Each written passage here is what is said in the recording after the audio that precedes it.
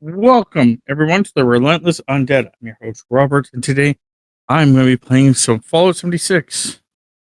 If you'd like to check me out and the people I'm streaming with, you can under our usernames.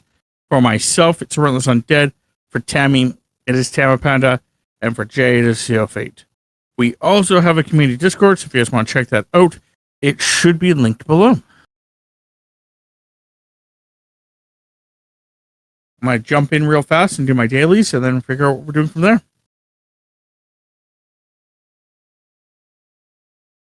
If you join on me, there's a mutated event going, which is one of the dailies that I had to deal with.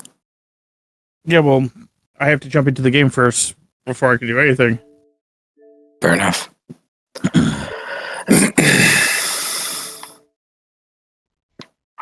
And any server has a mutated event at on the hour, every hour, on the hour, every hour. Yes, I just said the same thing repeated. 24/7. 24/7/7/7/7.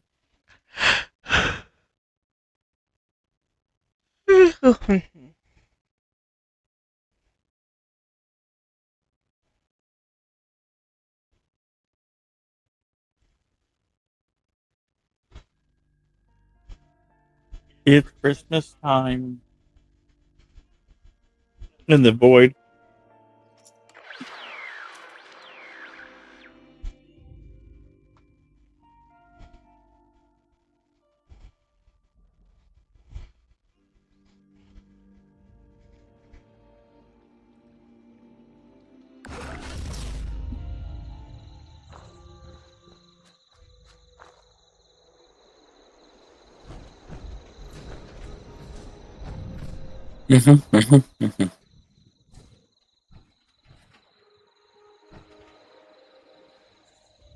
Game. Come on, game.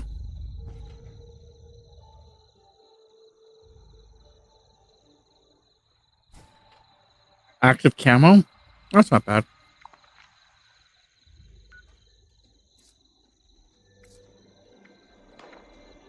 You're fighting over here?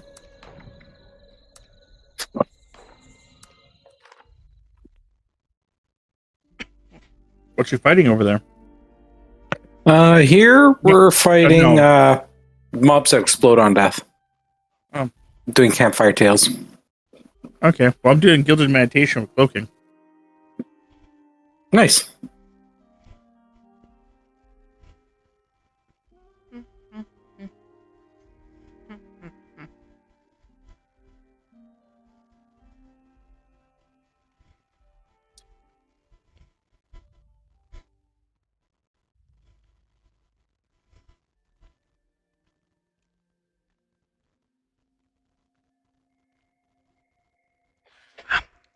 Now, imagine orbs of sublime energy around you.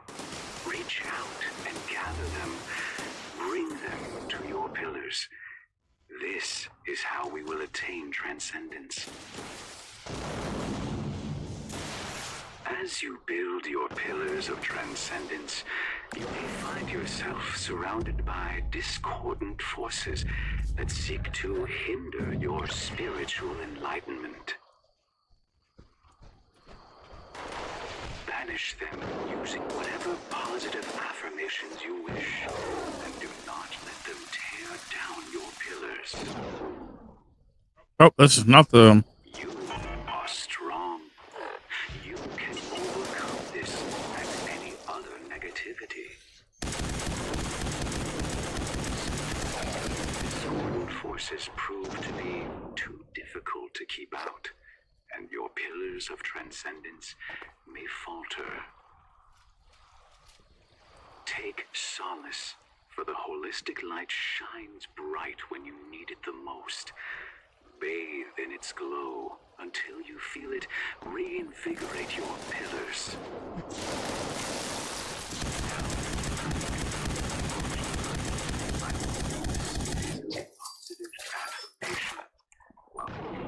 To achieve transcendence. Follow my voice. let them calm you. Let me guide you to a place of peace and tranquility.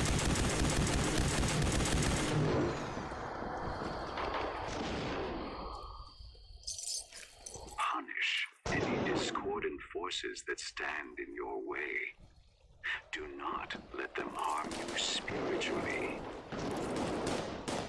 If you feel your physical self reacting to their presence, that's okay. But please be aware. Damage our property.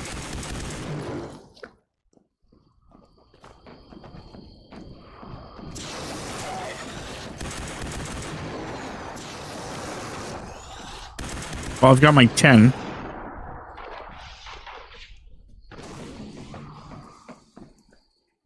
I'm still working on it.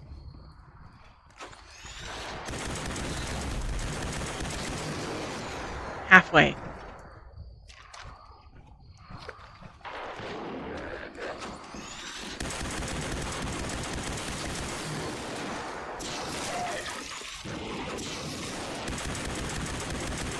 Imagine you are floating along in a cloud of pure emotional bliss. If the cloud is mauve-colored, chant a calming phrase until it is not.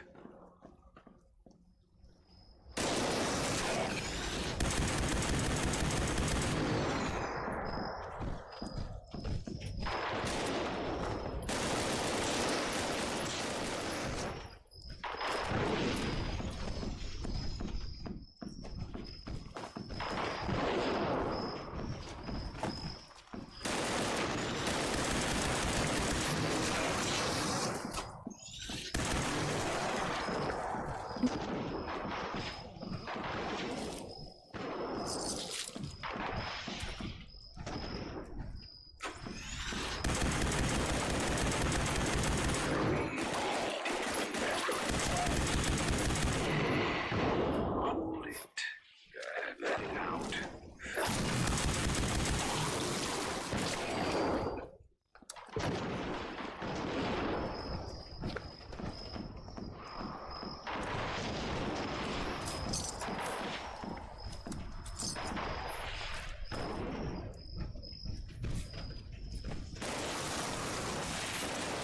Another minute 45.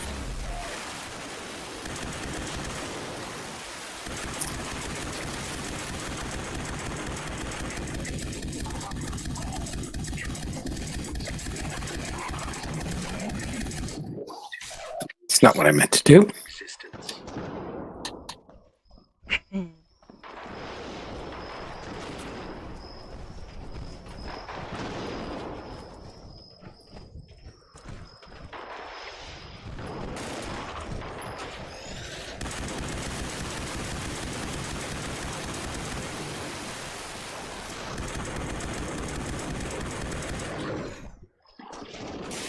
One minute left.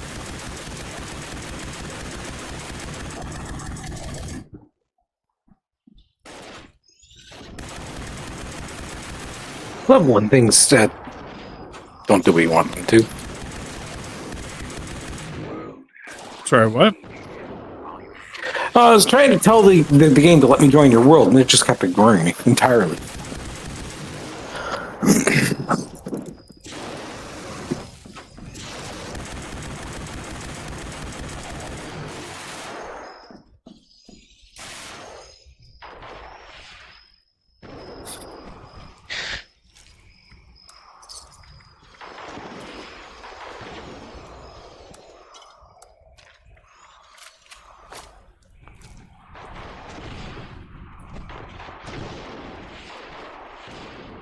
Five, four, three, two, You're one. feeling so relaxed right now.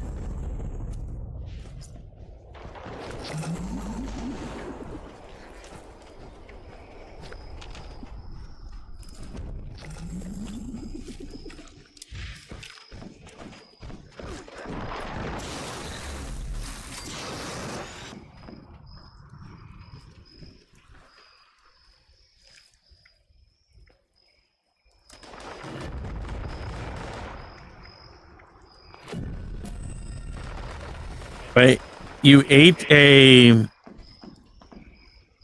melatonin gummy and you're fighting it now?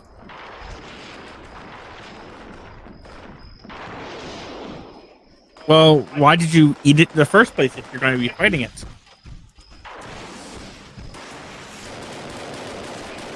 Because you wanted a gummy? Yeah, but melatonin puts you to sleep. There are so many other gummies that won't put you to sleep.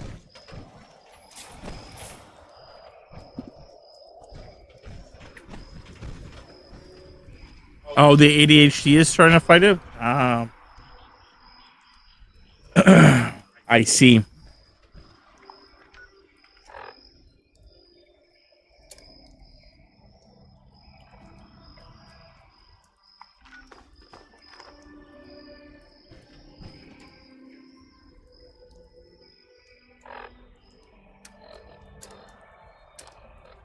I don't know. Maybe my ADHD is a different brand of ADHD.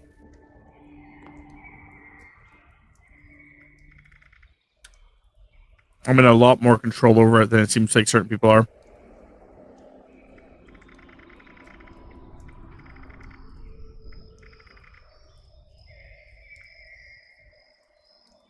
It also could be the fact that, you know, I was diagnosed at a young age being before I remember, and my mom had been trying to help me cope with it because she didn't want to put me on medication.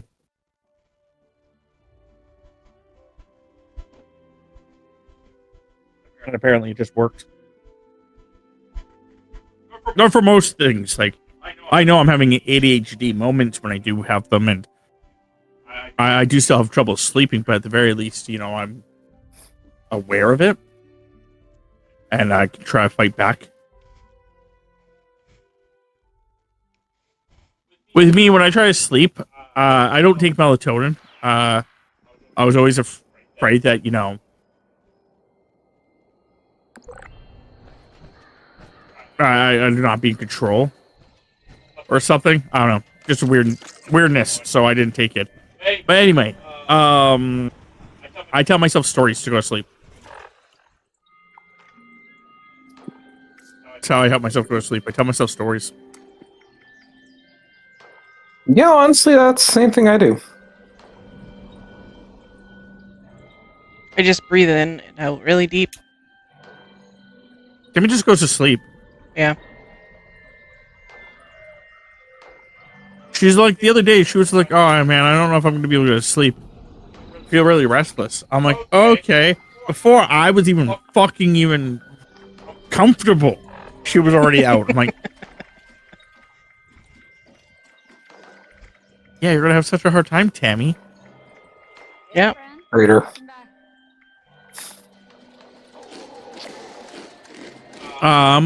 Applied defenses. Okay. Applied defenses.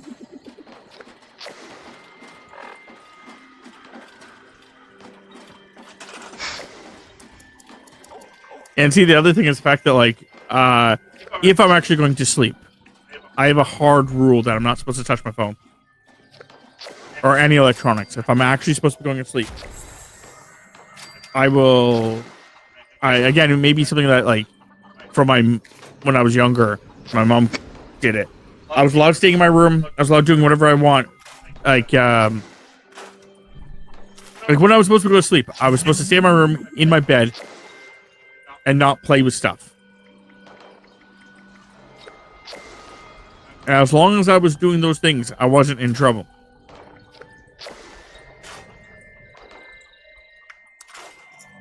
So I will literally stay in bed and do nothing. The only time that's really awful is, like, the other day I was trying to go to sleep and I was like about to daze off and my brain's like, hey, let's think about that Fallout campaign that you want to do. I'm like, no, because I can't work on it right now. I hate it when that happens. And then my brain's like, okay. We'll stop thinking about that. We'll stop thinking about that. I'm like, thank you. And it's like, so about that 7 days camp thing you're working on? No. Stop. I can't work on that either. Stop. Okay. We can think about I'm like, brain, no, we're done. Brain, we're seriously done here. We're going to sleep and not think about this other shit. And then, yeah, it kind of worked.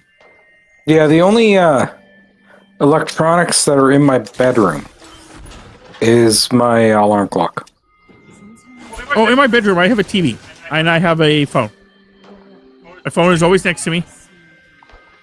I turn the Wi-Fi off when it's bedtime. And my TV is turned off, and I only watch it before bed.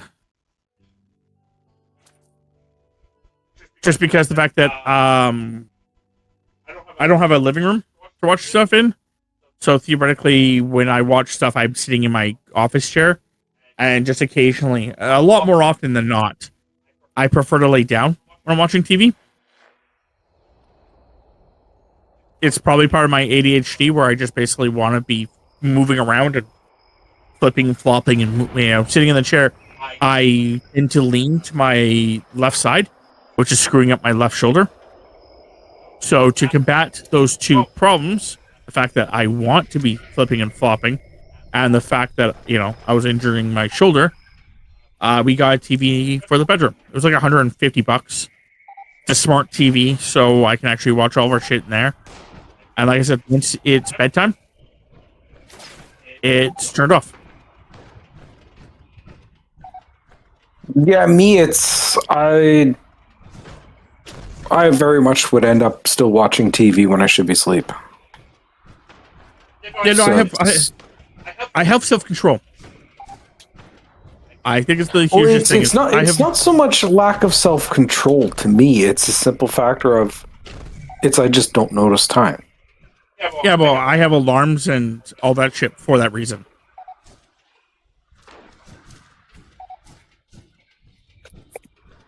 Like, if I don't have to get up for something, I can sleep the entire day away. I have alarms for that. Oh no, I still get up. But it's just if I decide to sleep in, I can sleep the entire day away. Yeah, where I won't do that. For two reasons. One, even though I love sleep, like I love dreaming. Dreaming is one of the funnest things for me. Especially because sometimes I can actually control my dreams, and I fucking love that. The other huge factor is the fact that I would like to be up and doing other things. I think it's big. So because of that, I have my alarm set for noon. I have an alarm set for 10. That's when I should be getting up. Then I have one for 11, and I have one for noon. Sometimes I'll turn off the 10 or 11 o'clock one for the noon one. But noon is the latest I will allow myself to sleep. Unless I absolutely did something fucking stupid and stayed up extremely stupidly late. And I'll set up a special alarm just for that.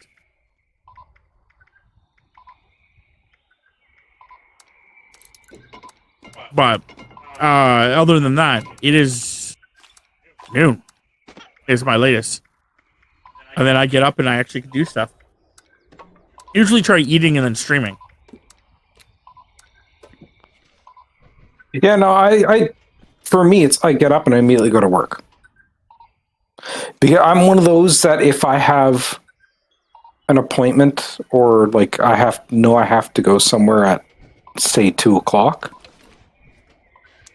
from noon onwards, I can't do anything. Because I'm constantly checking at the clock. Is it time to go yet? Is it time to go yet? Is it time to go yet? Doesn't matter how many alarms I set. I still do it. Yeah, with me, if I have to get up, like let's say doing your thing, or 2:00 is where the appointment is. Depending on how long it takes me to get to the appointment, let's say 30 minutes. That's 1:30.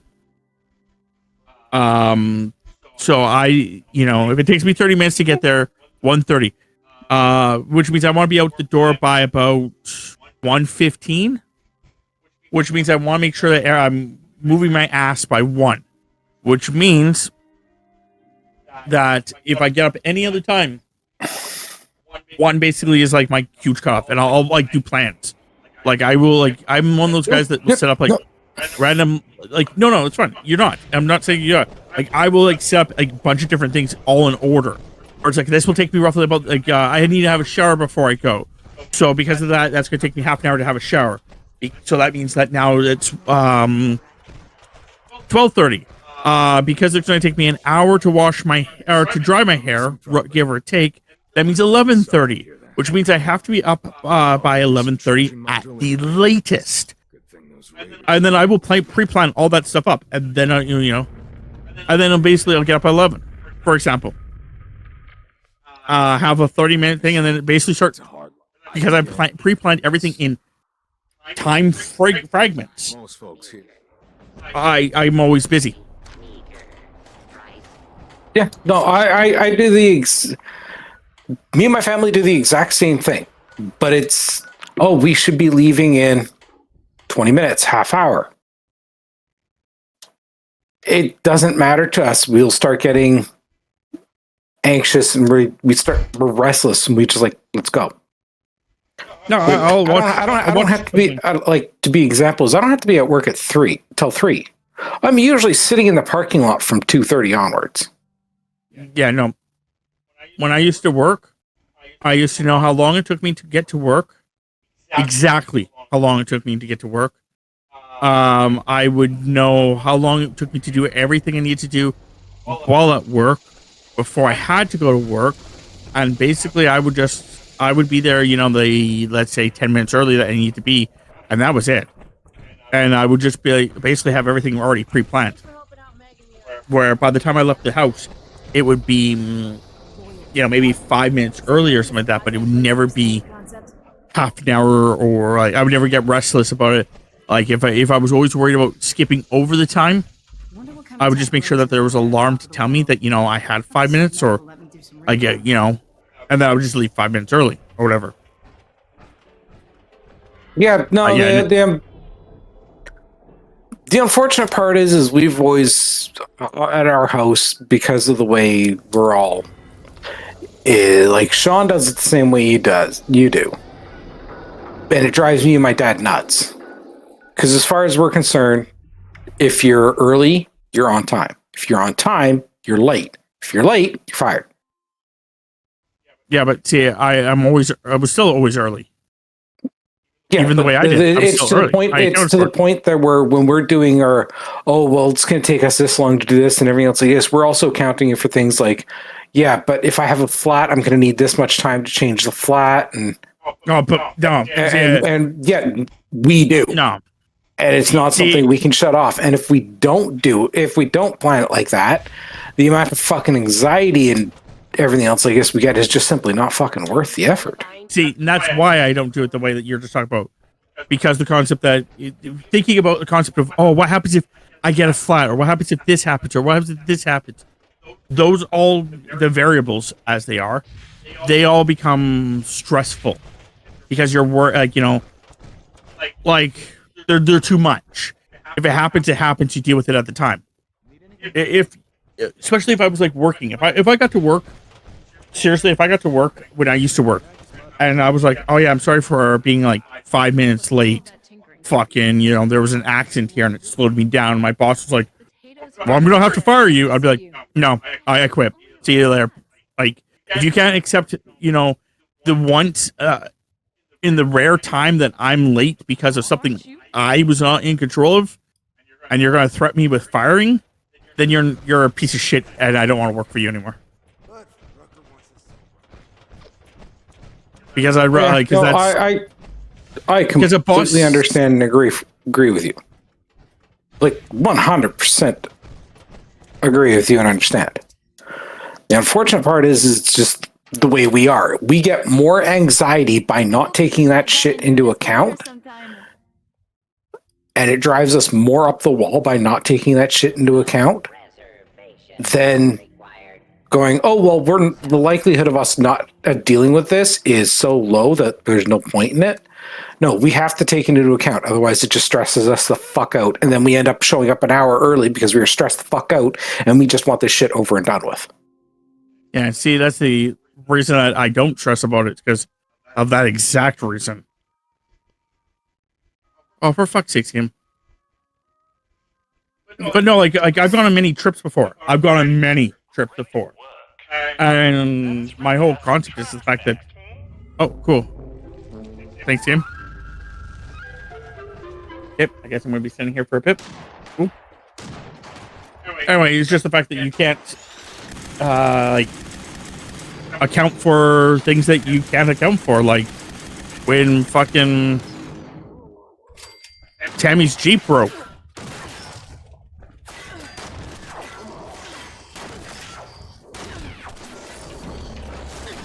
There was no way of accounting for that.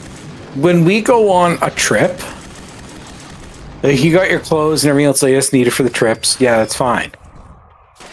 We've also turned around and we've also got fucking toolkits in the back of the vehicle we're using and everything else like this. We got a compressor and all this other shit so that, okay, well, we got a flat or something broke. We could probably fix it on the side of the fucking goddamn road and then keep going. You could not fix what happened to Tammy's Jeep. We understand there's some shit that can break that there's nothing we can fucking do about it except get a tow truck. Because yeah, no, fucking like I said, that's why I never account for things like that. It's because it is outside my power, and yeah, I'm just gonna let fate decide what happens and go from there. Like,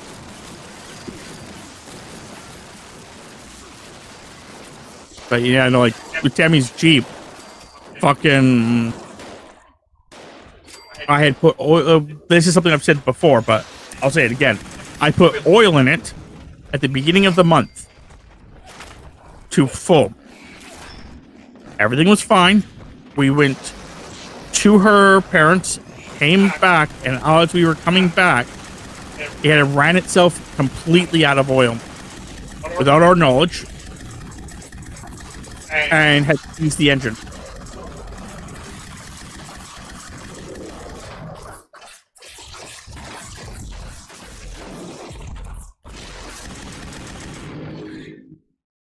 So, I'm not even quite sure why or how it ran through the oil in less than a month. But basically the Jeep had said, you know what? I don't want to live anymore. And just took itself out back. Yeah, no, like, that I understand. But, like, one of the things annoys the piss out of me, but I do it anyways. As I'm pulling out of my driveway, or I'm pulling out of my where I park at work, I'm checking the ground underneath my car. I had checked there was nothing underneath the car. I checked when I came home, just to make sure I didn't miss anything. There was no oil missing when we were home. So the oil had to have gone away. It literally burned through it on the road. Or burned through it on the road. You either lost it on the road or burned through it on the road. There was no signs. Or somebody drained it. Or somebody drained it while you were parked somewhere. The only place that we were parked was legitimately at her parents' house, so I doubt it.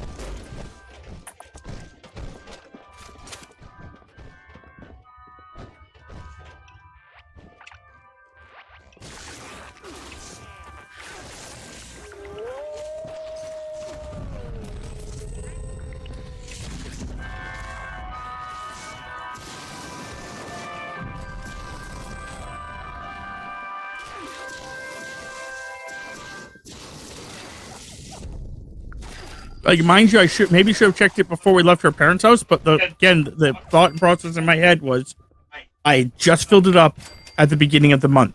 Completely. Yeah, I honestly do not blame you for that thought process in the slightest.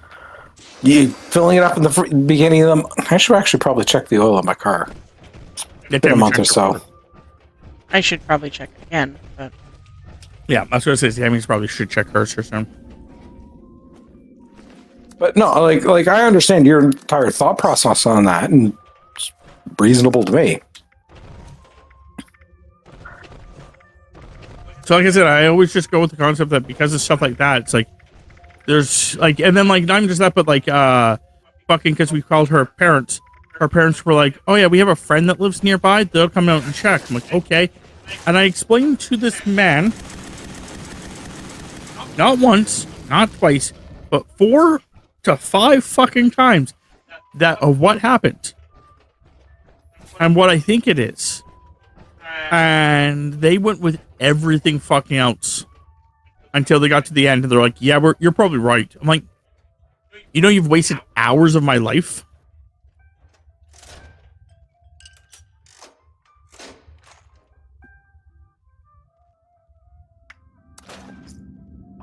It was just like the other, like, going back to what you were saying earlier about the fact of like leaving and being somewhere an hour early. To me, that's just a waste of my life. Like, I get, the whole concept of like, while you're sitting there, you're like, I can't do anything because I don't want to accidentally go over time. I get that. That's why I'm really finicky about paying attention to time when I have to do something. Again, setting alarms. But I'd rather sit there and watch TV or sit there and do something else and have alarms set and then just go, oh, the alarm went off. Whatever I'm doing, like when the alarm goes off, whatever I'm doing, I have to stop. So whatever I'm currently doing cannot be something that I need to be like, oh, 5 more minutes. It can never be 5 more minutes. So that's why every time I ever do it, it's like usually YouTube Shorts or something like that. Because of the concept that I can immediately just stop them. Where's Nuka World? I'm at it right now. It's the Nuka World on tour. It's over by my base. Or I'm at it right now.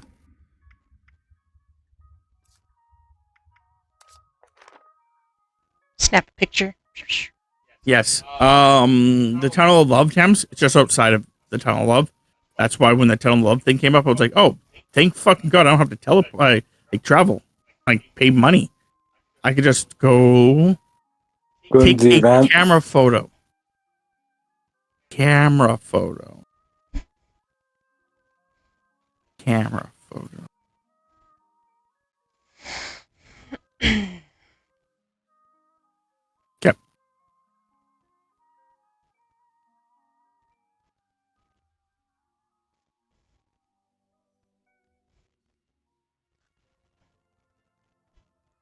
I'm done my dailies. Yeah, this setup was pretty easy.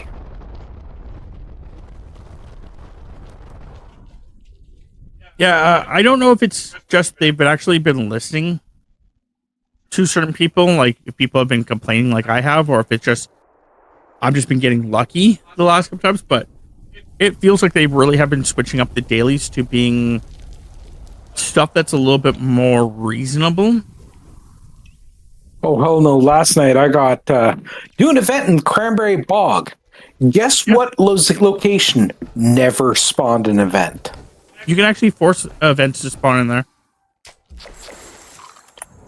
The only thing I didn't do was go and force a nuke to launch.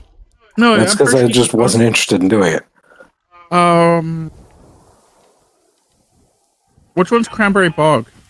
The red area where the Scorch Queen is. Okay. Give me a second. So you could have done the like force the I'm pretty sure you could force the school one to happen, can't you? Nope. I thought you could originally force the school one to happen. Originally, yes. Can't do it now. Oh, I just fucking grabbed that. I didn't mean to grab that. Shit. Oh.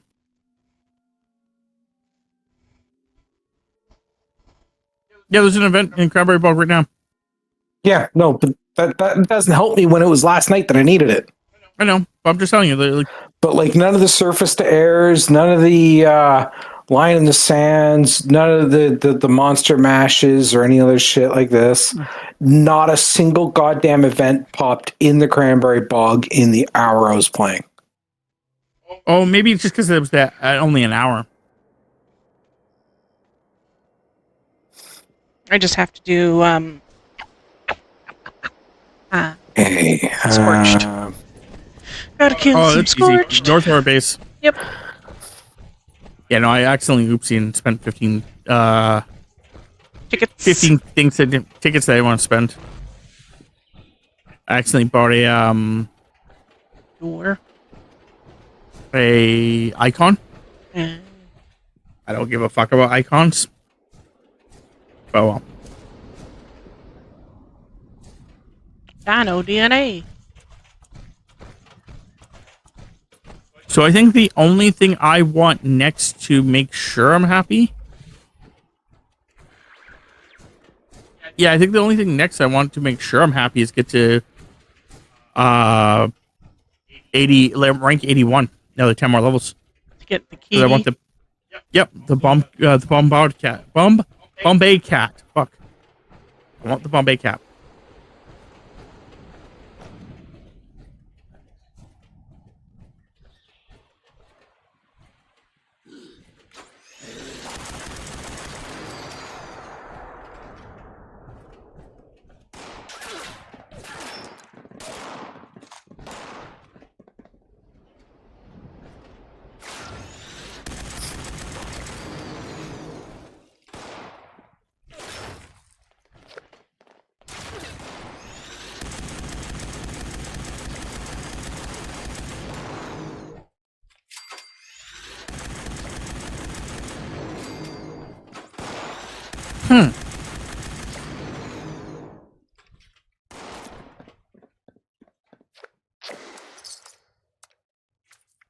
It actually does not show us your camp.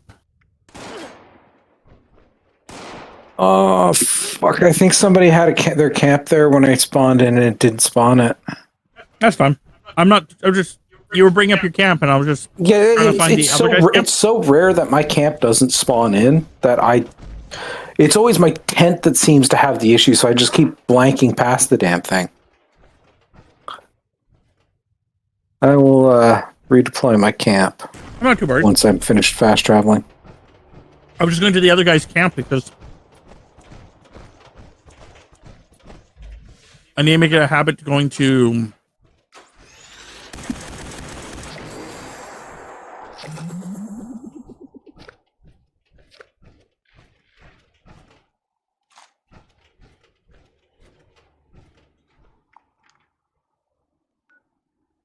Three more scorched.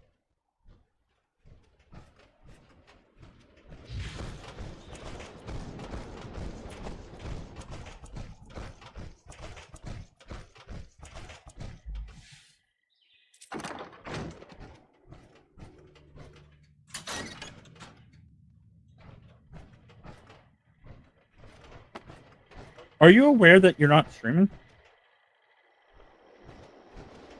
No, I wasn't. I hit the button and just must not have registered. I think you were streaming, and then I think it turned it off. Fritzes. Yeah, because you were streaming at 6:30.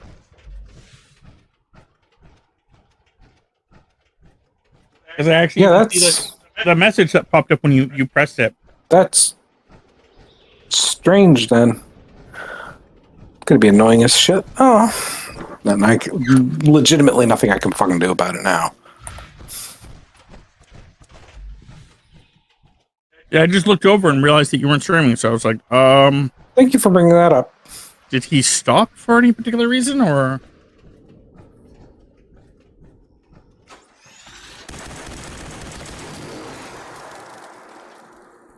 Spoosh.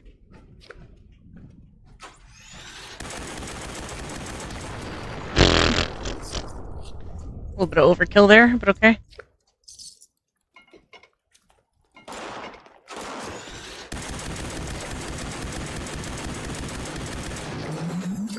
Oh, I'm looking forward to next week, though.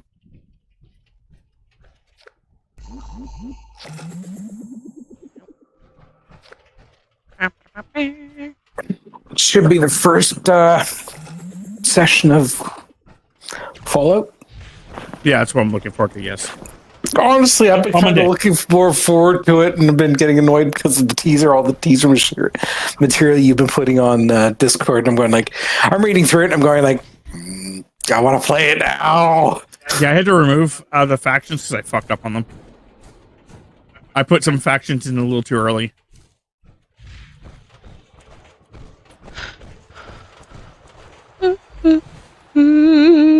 like theoretically the Minutemen won't be around yet. Because I'm just having it where after the events of 4, they start branching out.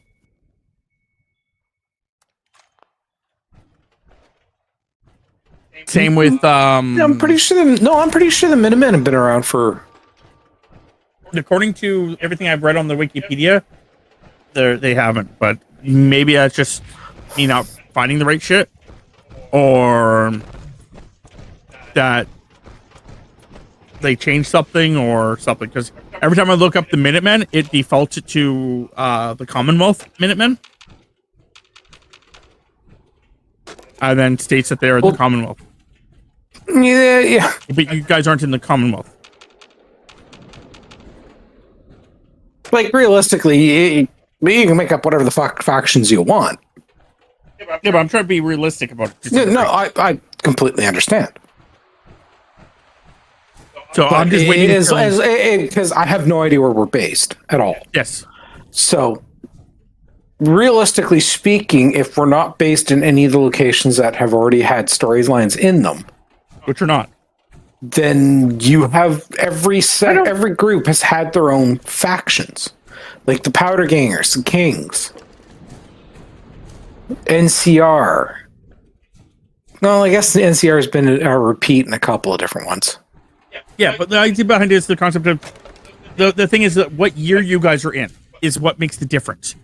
You guys are in what year you guys are in, without spoiling anything. Certain events have not happened in certain video games. So due to the fact that you guys aren't you guys are not set up with the TV series, you guys are actually even further back. The TV series I think is another 20 years to the future. Yeah, I don't know when the TV series takes place. I've only watched a couple episodes and just got annoyed with it. Yeah, which I don't know. It feels like a normal show to me. I don't like even in books and everything else like this. I don't like it when they're constantly jumping around between different people, doing different things in different areas. Feels like every show does it. I don't really watch TV anymore. That's fine. It feels like every show does it. Because even the shows that Ghost. Last night I was watching Ghosts with Tammy, and in Ghosts, it was jumping back and forth between two different two plots. I think it's only what it was. It was the main plot and the subplot. The main plot was dealing with the humans, and the subplot was dealing with the ghosts. No, because it was actually 3. It was 3 plots. Because the one that we were watching, Tams, that was the one where the 3 plots were the humans found out that their neighbors are swingers. Yeah. The ghosts found out that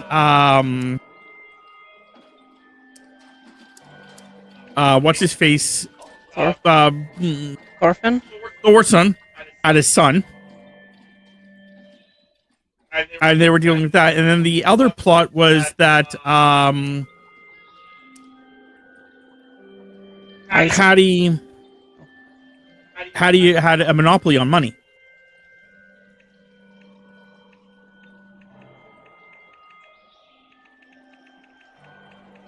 So yeah, it was 3 different plots. And I kind of feel like that's how the Fallout series was going. Was it was just based off the main people. You have my issue. I understand what you're talking about and everything else, yes. But the unfortunate part is my issue is just as I started getting interested in what's going on for one particular character, they then turn around and switch it to a completely different character that I didn't really care about. What character did you not care about? Well, no, it's just I didn't know who they were. And I wasn't really interested. And then it's as soon as I start getting interested, they switch it again. Yeah, but that's how all shows have to work. When your characters are not together. That to me just annoys the piss out of me. But that's how every show works when you're not. having And characters why that do are you right next think to I each not other. watch TV anymore? Because that's like literally a. It's what the idea is that you're supposed to be like, oh, cool! I can't wait till they go back to that character. Like, they could have, in my opinion, okay, we're dealing with the vault. We'll take all the segments where we're just dealing with her. No, because then people would complain that this episode. Up until she's going to interact with another character, and have that as one problem episode. would be, but the problem would be then the next episode would not have her in it at all. That's fine. No, that's what would piss people off more. That pisses people off more than having it where they switch back and forth, because then you're like, oh, like now I have to not only wait to see what this gonna happen with this character because they left that episode on a cliffhanger. I have to wait an unknown amount of episodes before they go back to her.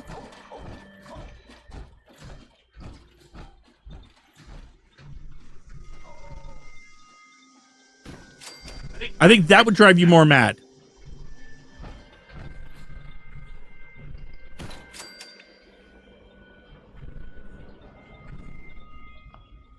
Because as you're getting to know, like, her or the ghoul or whatever, then they just leave it on a cliffhanger and then don't go back to the ghoul for 2 episodes.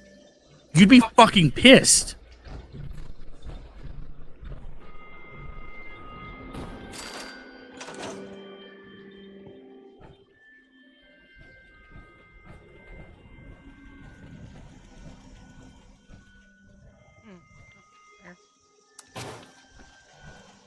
Prepare my poor little guns.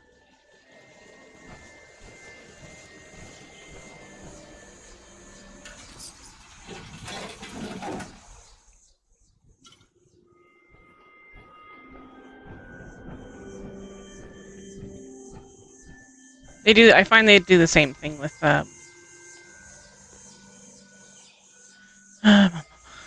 with manga.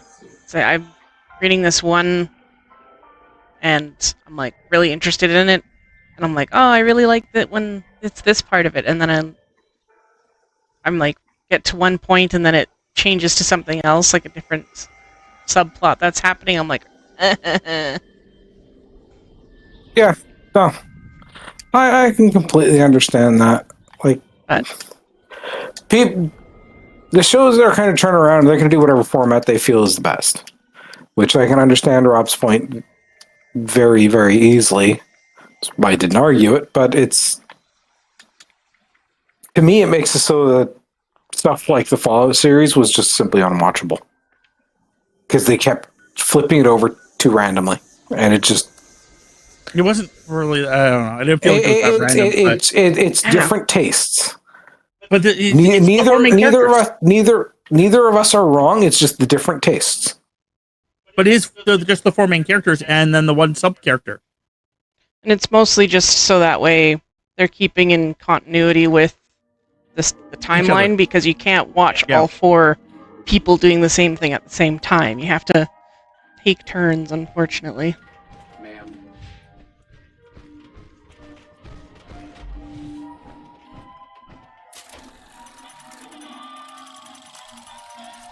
Because there's the 4 main characters, which is Lucy. Mercy! Then you've got her brother. Then you got the ghoul. And then you've got the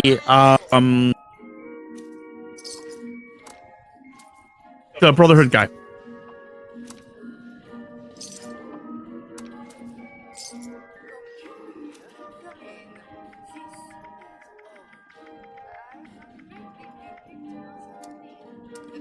Artisan's Corner has everything you need to make your next survival project a success. And then occasionally, because he's a part of the actual, like, I would say plot point, you've got the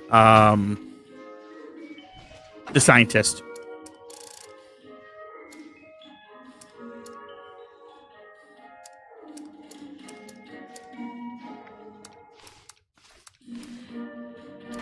Though there is a couple things that after watching it, there's still a couple questions I have that confuse me.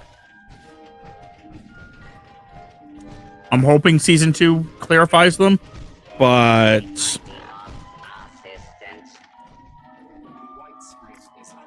I'm not Not holding glosses too over- high of hopes.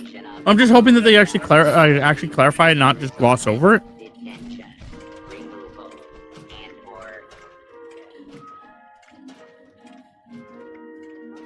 Like, even a simple explanation is still fine.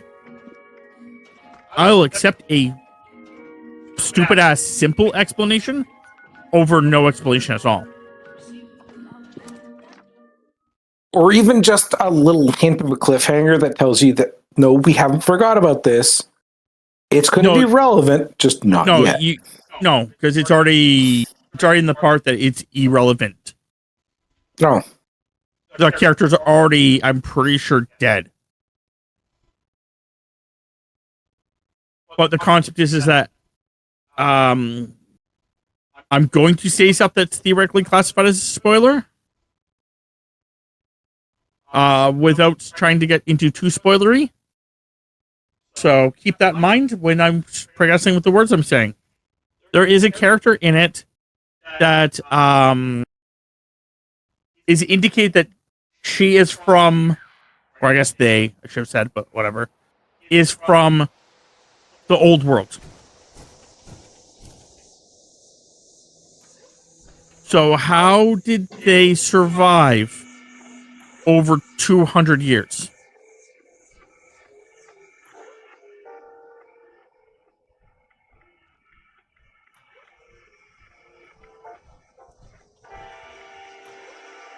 And at the end, I'm pretty sure they die. So therefore, they're not a synth. They're not a ghoul. So how the fuck did they survive for 200 years? And that's just the question. There's a couple of vaults that people have done that in. She wasn't a vault dweller, though. In fact, she hated Vault-Tec. Ooh. The other problem I have with her, to be fair, is that, again, spoilers. This is going to be major spoilers. She is classified at the beginning as a Raider Leader. The Raider Leader that attacks their vault. She's the one that was in control of that and kidnapped the father. Okay? The problem I have with that is that later on, she is titled to be a high-ranking NCR officer. And officially the official NCR leader in that area.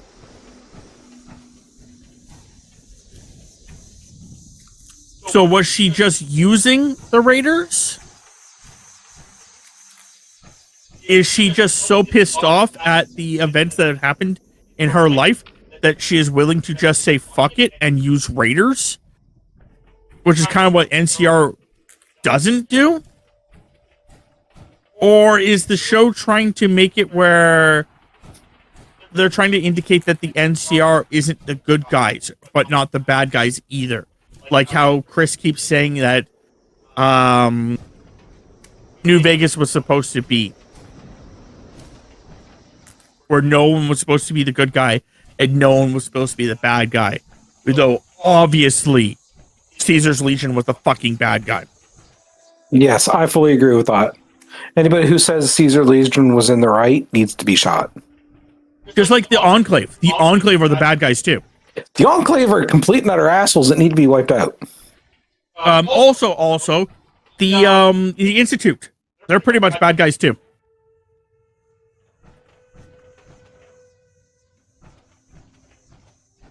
Do you not agree with that one? The Institute's goal was the Institute. They were kidnapping people. The Institute's original goal? No. For the first gen Institute, I do not classify them as evil. I was meaning Fallout 4. However, the Institute that we dealt with in the actual game, oh fuck yes, they're evil. They were kidnapping people, replacing them with synths, and if the synth figured out it was a synth, they would shut them down. Their entire purpose was, or their entire end goal at least, was to remove everyone from the world and make them all synthetics. Hey, kitty. Including animals. Yeah, there were some cats in my house 2 times. That's, if I'm not wrong, that's what they had. Was like they had a synthetic fucking gorilla, didn't they? No, that was something that was in Nuka World. That was one of the original projects that was done by Nuka World for where the Institute was an actual legitimate operation. But it was still a synthetic gorilla. Which I'm pretty sure indicates that they were going to like replace life forms with synthetic. Hey, where the fuck's the venison? Also, my other theory on was that if you had not beaten them in Fallout 4, they would have made Synth Gen 4s. Which, in my opinion, Synth Gen 4s would be their organs would look more human-like, but would still be robotic, if that made sense. Because that's what gave Synth 3s away. Is when you kill a Synth 3, it has synthetic parts inside. Yeah. But if you make the synth components look more like organic components, it would be a lot harder to tell. The hell? You need venison or? No, I'm doing the cooking quest in Refuge, and I have to find the venison, and it's not showing up anywhere. Hold on, I can come help you. No, I can't. Never mind. Like I found the salt. I know where the salt and pepper are for the next step, but it's like, get a basket of venison. Is it sometimes it's in the other room, the big room, not the back room? They hid it in the fucking fridge. Oh, right. Okay, yeah, that makes sense. Okay, cool. You know, like each of the Fallouts, I've always had like 3 was the hard one. I think 3, because I'm trying to remember 3, but in all the other ones where you could really make like lots of choices, like which would be this one. I guess not really this one because you don't really make a huge choice, but Form, New Vegas for sure. They had lots of choices, but you basically a lot of them you got there was always the bad choice, and then the other choices that are not good but not bad. Like, do you side with the Minutemen? Do you side with the which they're more good, but they have bad leanings to some degree. Same with like the Brotherhood, and same with the Railroad. The Railroad, again, all of them have good intentions, but it's how they accomplish it. And then you got the Institute, which is the bad intentions. Yeah, it's just like some of the moral choices you have in the Far Cry series. It's like some of them is like, oh, you're helping them because like Pagan Min, he's complete and utter assholes. But then you start getting the Golden Path storyline. Yeah. And you're looking at them going like, I don't want you two in charge of anything either. I think the most recent one kind of fixed that a bit more. 6. 6 and 5 actually weren't bad. 5 actually made a lot of sense. Like, you do not want fucking him in control. Yes. You know, Yeah, that's the just father, especially as he's going later on, getting more and more fucking unhinged. yeah. It's the actual canon ending for that game that's the craziest. You have two options at the very end of the game. I don't know if you remember 5's endings or not. Honestly, right at the beginning of the game, you have the choice between arresting him or not. And realistically speaking, it doesn't matter what you do, this shit still flies.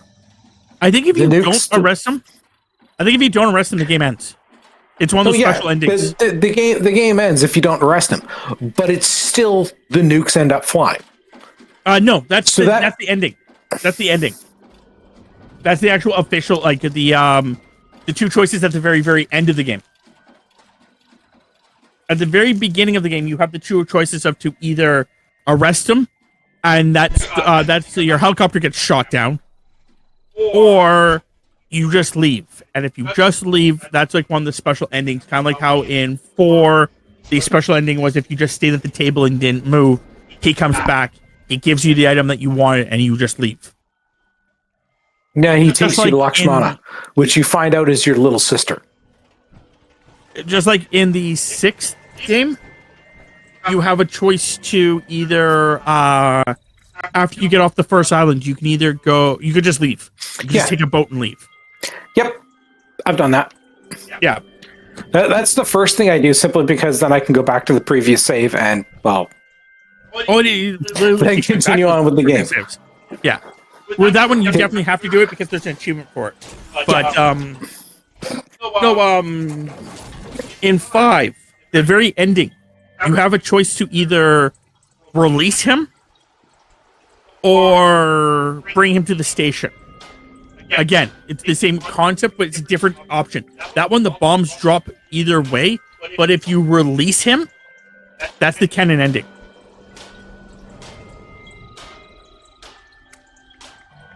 Yeah, because you have to go and get his aid in New Dawn. Yeah, because that's you. That's your original. Because what happens is in the canon ending, as you guys are going down, he's telling you the bomb's dropping no matter what. He's won. Your options are to release him and go to a vault with him, like a shelter, and that's your choice. Or you can continue down the road, bringing him to jail, and we're all going to die. If you choose to continue bringing him down the road, you all fucking die. But if you actually choose to bring him to the vault, he drags you into the vault with him, closes it up, and that basically you two spend years together.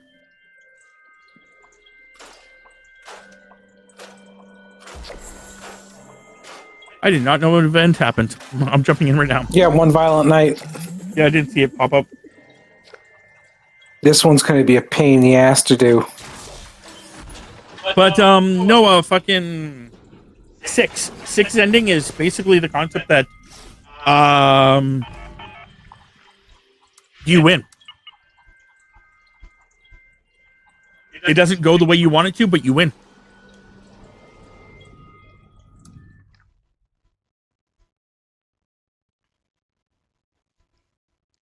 I don't know if there's an alternative ending. I never checked. I will never check that game. But as far as I can tell, the canon ending is the fact that you fucking you win. I'm not going to say too much about that because it's definitely spoiler territory.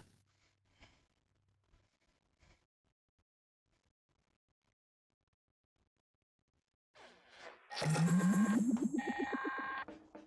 is Dane Rogers with an automated alert. An unknown dangerous creature has been sighted in the vicinity of the Sons of Dane Colony. Unless you don't give a crap and you're never going to finish the game, then Every night when we party. It doesn't bother me either way. Once the game's hit about a year old, I don't mind spoilers from then on. well, just some people they're like, I'm still going to play the game just later on, and I'll be nice enough not to say anything if that's the case. Like same with TV shows. The only reason I brought up the Fallout stuff is because you seem like you have very little to no interest in ever watching it. So Yeah. but as for like if you don't want me saying anything, I could definitely not say a fucking word. Like No, I don't mind. My brain goes after the game, movie, or whatever has been out for a year. Nobody can bitch about spoilers. Again, Because if you were going to watch it with any sort of urgency, you would have done it by now. Otherwise, by the time you eventually get around to watching it, you'll probably forget. it's your choice. Like I said, I definitely disagree with that. But again, I'm asking. You're Somebody saying want to it's repair fine, the jukebox? I can repair the jukebox. I'm right next to it. But no, the girl that basically convinces you to help her free the place, she dies, and the bad guy dies, and his son dies, and it basically just left with you and your group. And as they're all like happy and like go lucky that you won, basically you're just like, and I'm out. I didn't want to be the leader. I just wanted to free everyone. So like even your character doesn't become like a megalomaniac or anything. He literally just wants out. I did what I said I'd do. I did what I intended to do. Now I'm getting when the getting's good.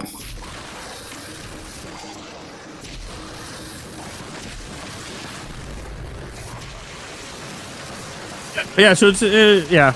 Me and Tammy have a couple more fucking levels we have to work on in that one. Jesus fuck, those are. It would be faster if I just did them all back to back to back, but No, I'm good. Never mind. Thank you. wait, that's you? Oh, it is you. Fuck. Yeah, I'm the one here playing on the. You're the naked girl in the corner. Yeah. Yep. Don't worry, if your health drops too low, I'll heal you. No, I'm pretty much full hit points. Is it if it drops? If it's Because good. I can just. But no, fucking. The problem with like the game is just like with the things, it's like they're the exact same level, just harder. And I'm just like, That's oh. that's getting the radiological things. Yeah. And you have to do them. I've already got to start doing those. But You have to do them each level of them. Because you can't do the next level until you unlock the previous level. yeah, that's something me and Talon are like. I'm popping into Far Cry just to do exploration to fucking around. I'm not actually trying to pursue storyline. So, me and Talon are eventually going to get to it. So we'll probably storm those at some point. Yeah, just so what me and Tammy have been doing is we just do level like one level and then we'll stop. So that we're not repeating the same level every day. Yeah, and you're not getting annoyed at the grind. And then once that's done, then I can actually do all the DLC. He's here. He's dead. He was here. Yeah, I decided to flame him when I was still buck naked. Of course, he can't see anything.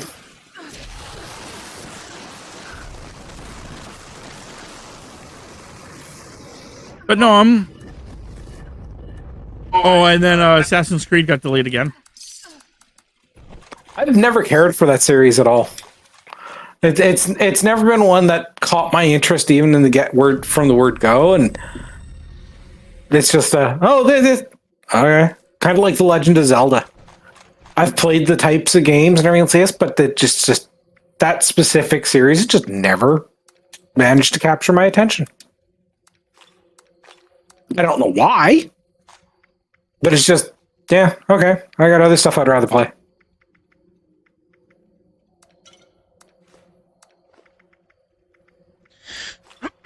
That's your prerogative. Yeah, I don't knock anybody else for playing them because I've seen them.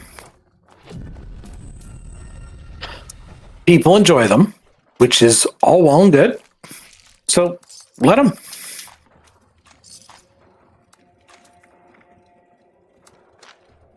Well, I was bringing up the fact that it got pushed back because the concept that we're talking about video games here, and it just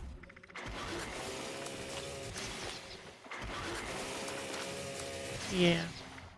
What so round? Atomic Fall is in March as well. Yeah, I just ran across that one. I've been looking forward to that one. At random, I just ran across that one, and it's just like, that looks like it could be good. Then it's I saw that, you can pre-install it now because it's coming out on Game Pass. I'm going like, okay, it's not going to cost me anything either. But yeah, no, it's not until March. Like I said, it's been something I was looking forward to, and I was like, okay, cool. Let's see how that goes.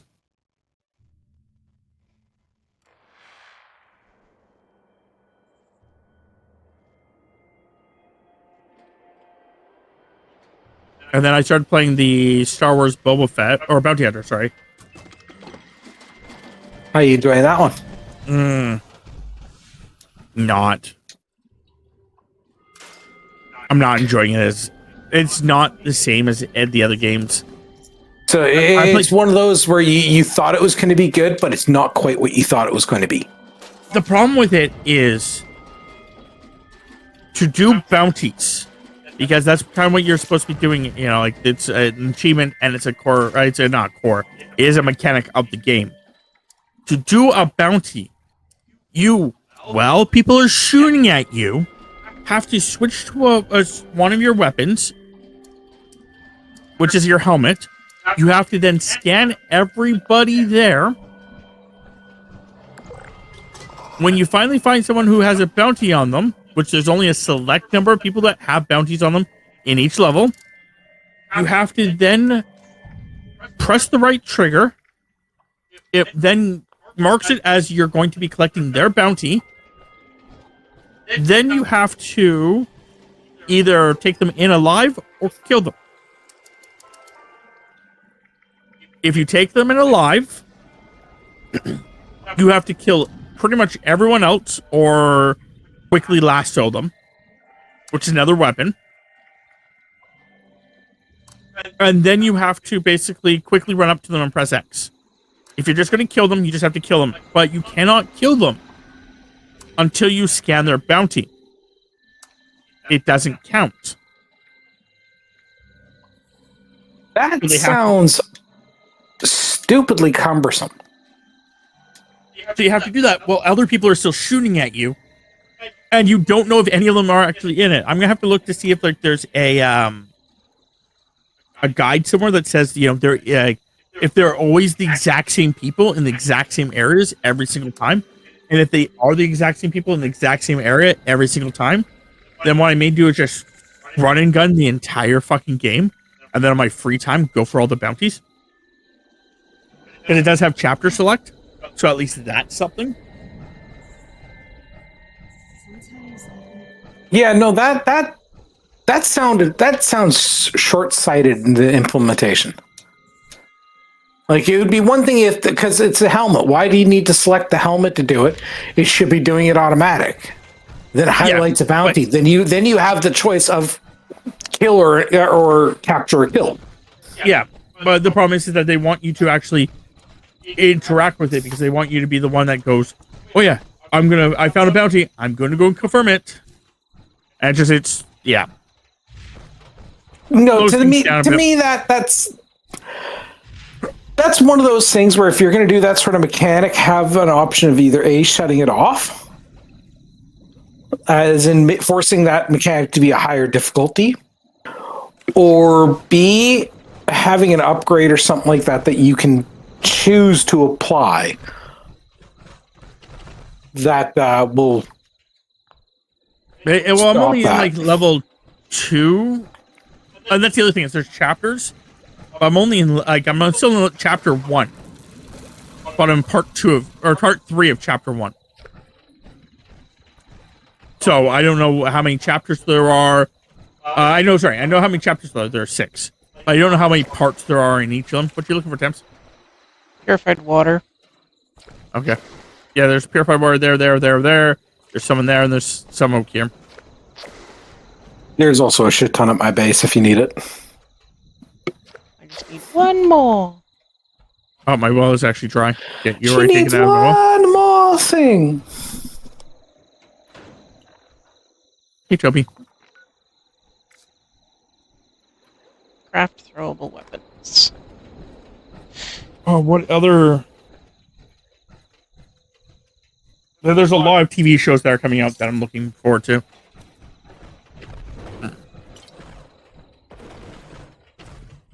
I'm going to be waiting on the movies that are coming out. There should be a movie coming out next month. I'm going to be waiting like 5 months before I watch.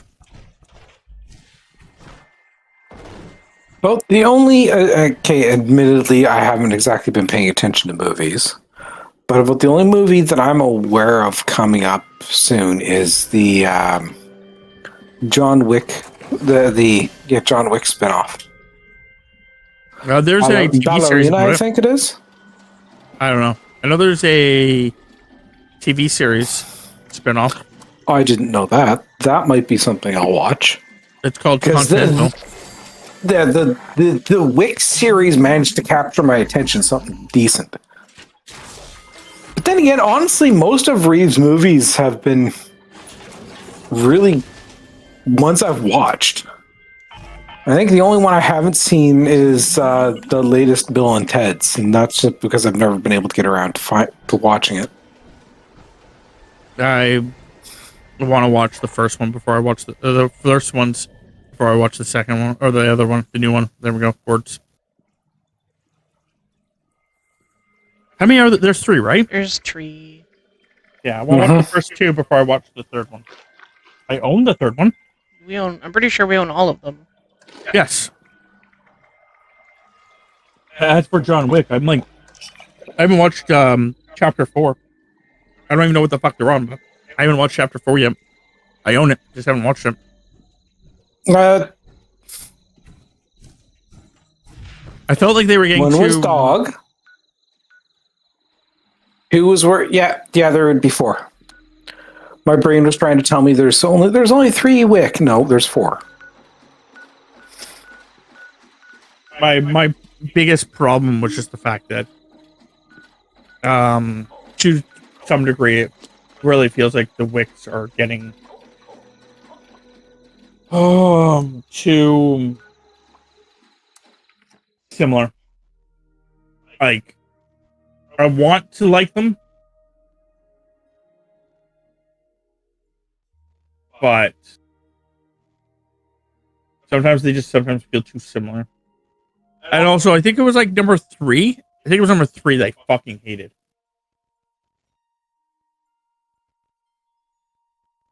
Or he was getting hunted. No, it was the one with that Halle Berry was in. Yeah, with the 2 dogs. Yeah, okay. I didn't like that one. Yeah, that was 3. Yeah, I didn't like that one. And In yes, all honesty, that was of the series. That was my least favorite as well. there is currently 4 chapters, 1 prequel TV series, and a spin-off called, like you said earlier, Ballerina.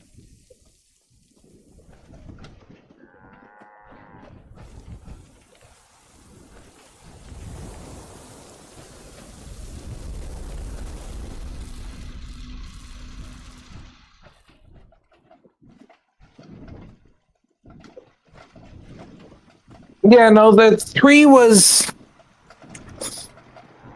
I had more. There was enough holes in 3 that it annoyed me at times. My biggest problem, I think, with them in general is that I think it was 2. In 2, he gets that, or maybe it was 1. I think it was 2.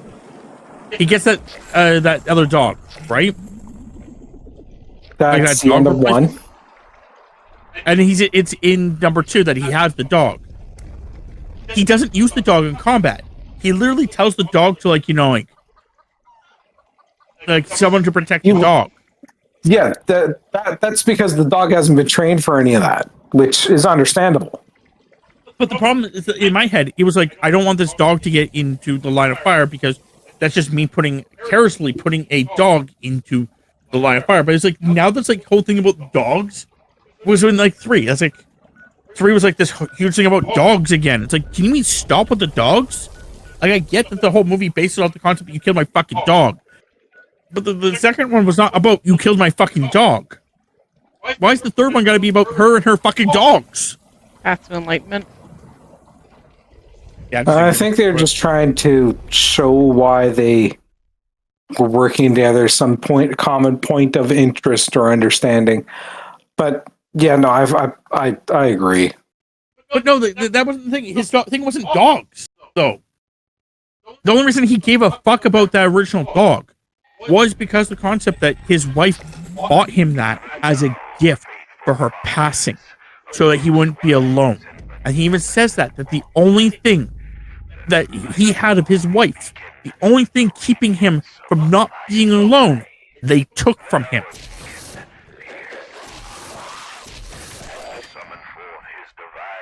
Now he was going to take from them. And it's just, that was the whole concept behind it. Then at the end with the other dog, he was like, okay, he's found someone else to, like, another being to connect with. And that was like the whole concept in my head was like, this is another, this dog is someone he's going to be connecting with. He wants to retire. He has another dog that, cool, we got this. The dog needs someone. He needed someone. Cool, they're together.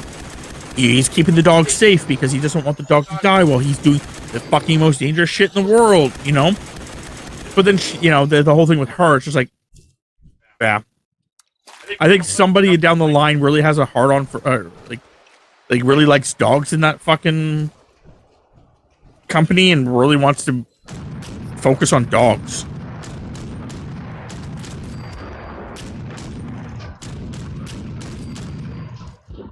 Yeah. But that's just my thought process on it. Just like, that's why I'm always like, when I'm thinking about 4, I'm just like, I really hope there's no fucking dogs in it. The only thing that was going on in 4 dog-wise was the hunter and his canine. Apparently people just really like, they really got, someone really likes dogs.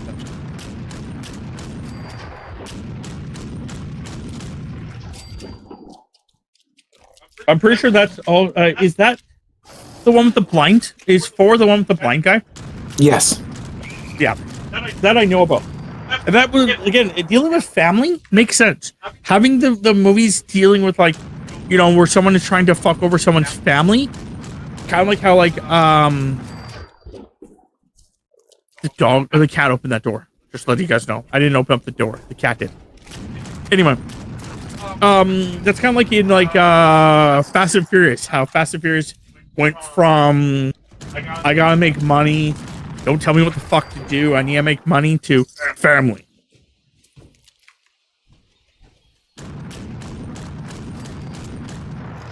Yeah, the Fast series has gone out of whack. The problem with any movie, to be fair, it is a real large trope between any movies, is as you watch these movies, as time progresses with these movies, you run into a problem that you have one of 2 options. Option A is that you go extreme. With as the series, series goes on, you go extreme. Or option B, you go and you die. Like, literally, you just die because people get bored. Like, even John Wick, the fight scenes are a lot more, I guess you could go more dramatic with things, but the point to me is, like, the fight scenes are a lot more aggressive, a lot more high intense. They're still trying to be realistic with the fight scenes, but you know, to some degree, like John Wick is getting constantly shot. You know, yes, he's got a bulletproof fucking suit, but you had to make a bulletproof suit so that he could actually legitimately be shot, because it wouldn't be realistic otherwise. But with the fast movies, because they're dealing with cars as their main gimmick, you have to. What do you do with cars after a certain point in time? You start having cars fucking do huge, death-defying stunts. Like, but if you think about it, all movies do this. If you start doing like huge sequels. Well, honestly, I think the reason why Fast seems to be the most prominent one for the going completely out of whack is because I honestly don't think when they initially made Fast and the Furious, I think they intended it to be a standalone. And then when they saw how popular it was and how much money it made them, they then decided they were going to try to go for a sequel. I don't know. From what I remember, I could be wrong. I think they had intended it being a sequel to begin with, but they were waiting to see if it did well before they actually did a sequel. And the problem is that they never signed anyone to the sequel.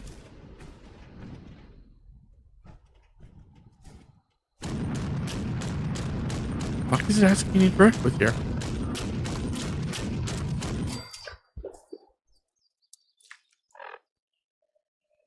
Woo. What the fuck?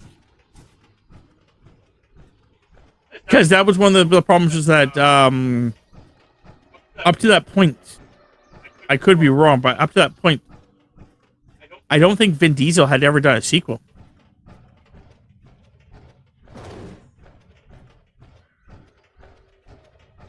I actually don't know. I didn't really pay attention too much to his I think he career. did do sequels, because I think he did the Pitch Black and Chronicles of I don't Riddick. think he had done that one at the time. I could be wrong. I'll double check, because I don't think he did.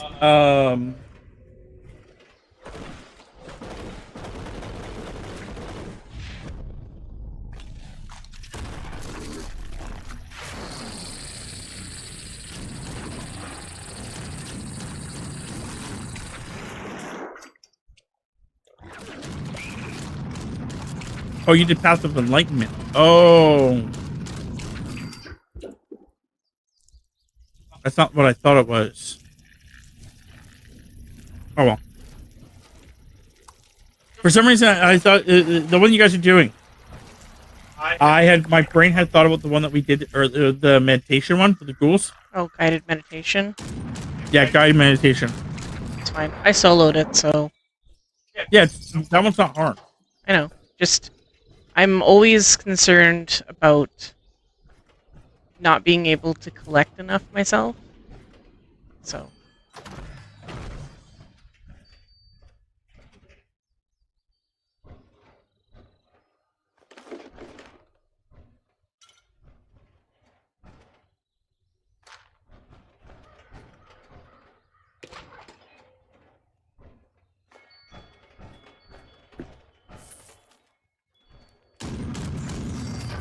Yeah, guided Path to Enlightenment is really one that you do need two people to run.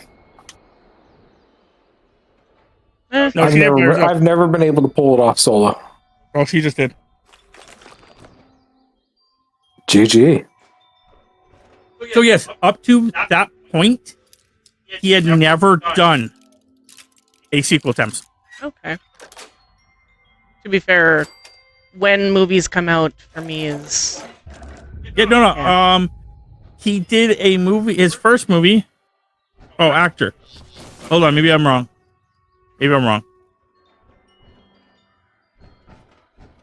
I'm pretty sure I'm not.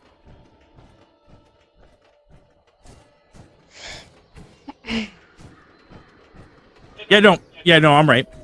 So he did a movie called Awakenings. It's his first movie. He was uncredited. New Jack City.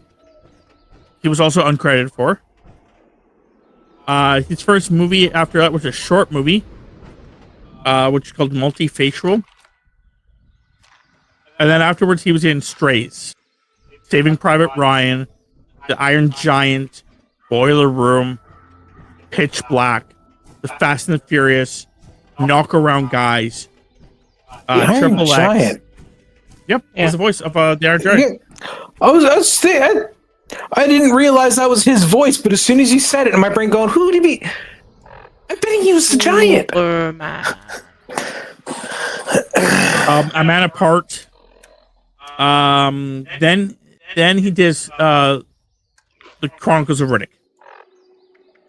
So the Chronicles of Riddick, or the Riddick series, was the first time he ever did a sequel.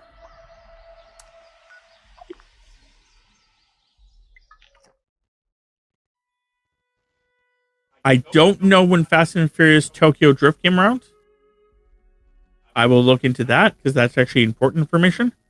Because it could have been that he just said no to it, but I think I remember hearing at the time that he had a prior obligation that he was already contractually he was already signed to do before they then came to him with that one.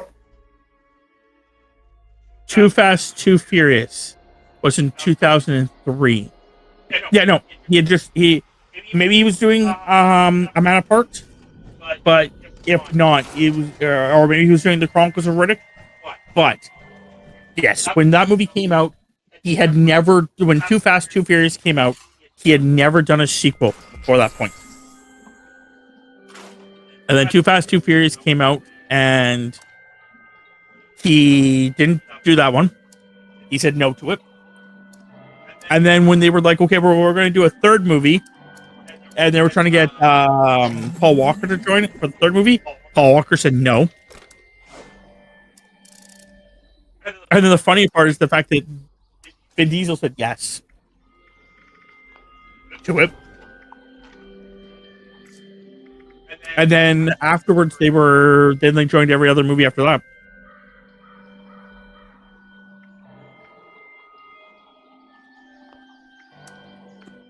I think the reason that they actually did it is because even though Too Fast, Too Furious and Tokyo Drift were kind of not as good, they still did decently well. Like there was like someone wanting to watch these movies still. So I think that's why he agreed. And I think Walker just didn't like it because it just wasn't. Maybe they didn't want him to come back, or maybe they just he was not wanting to do the Tokyo thing because originally it sounded like the kid in Tokyo Drift was supposed to be Walker.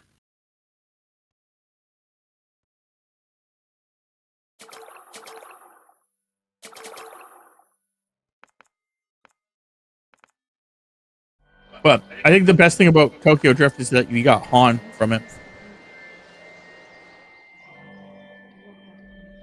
So I have the Tesla cannon. DJ. Okay. I haven't made it. I just have the ability to make it now. Yep. I don't believe in luck or fate or anything. I do know that I know that there's been some issues with the Fast and the Furious movies with them getting other big names to jump into it.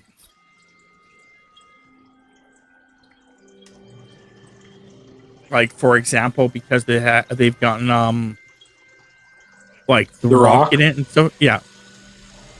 Vin Diesel was pretty pissed off about it.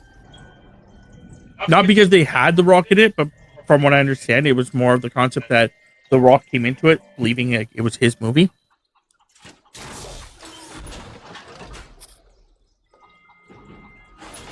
Where Vin Diesel's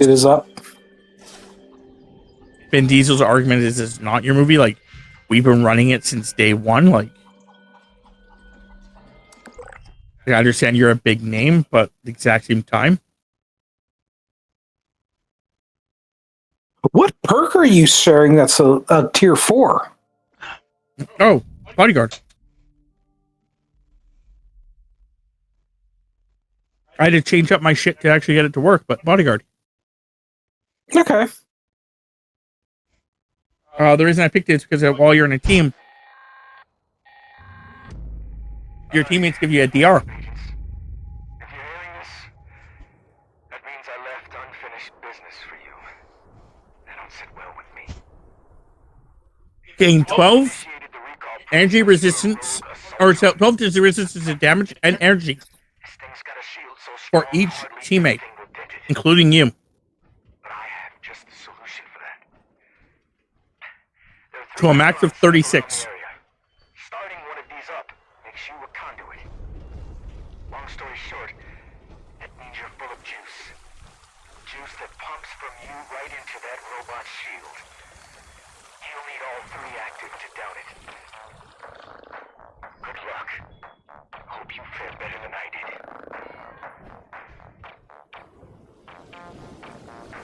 So my argument with it was the fact that, like, if I put it on,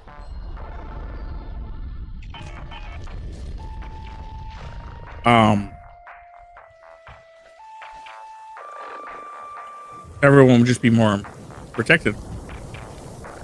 Yeah, no, I was honestly just wondering which one it is. Yeah.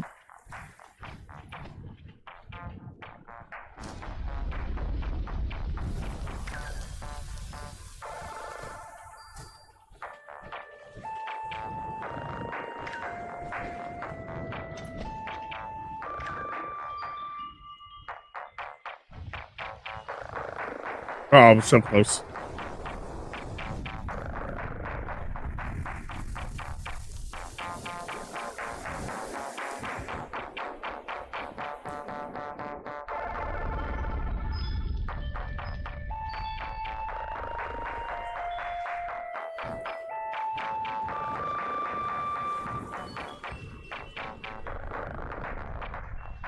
Nope.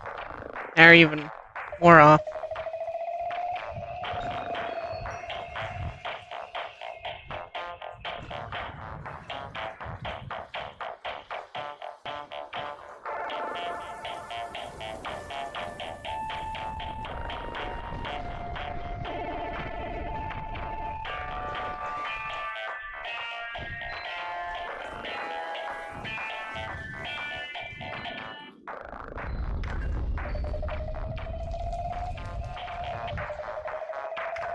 That's not what I meant to do.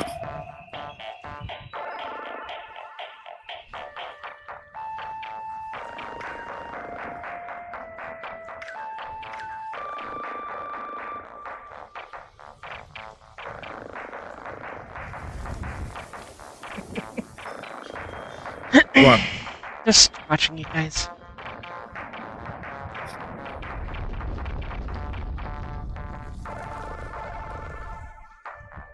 I haven't actually pushed the button yet, so it's kind of music that I'm dancing.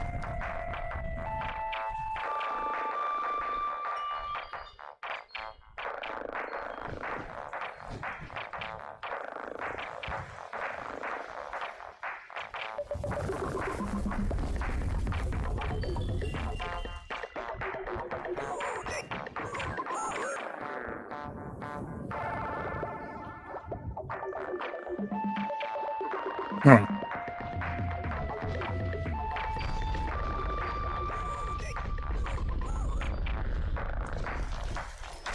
We have 2 minutes.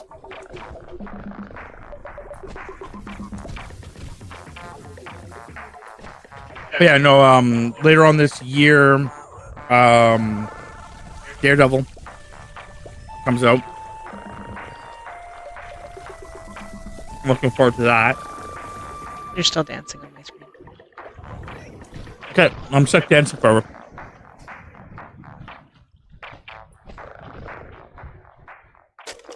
Oh, this is gonna hurt. With how long it's been in the other event popping, it's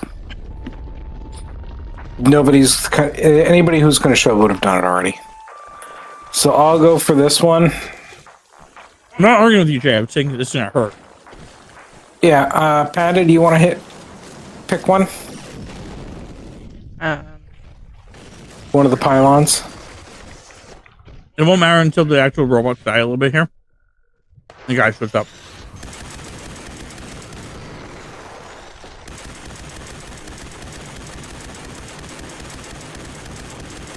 Then you have to survive. Well, this guy tries fucking your face. Oh. He's definitely trying to fuck my face.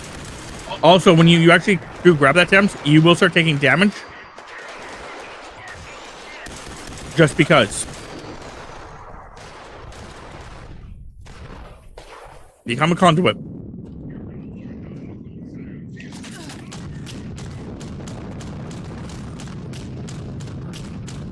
Thames, grab your thing.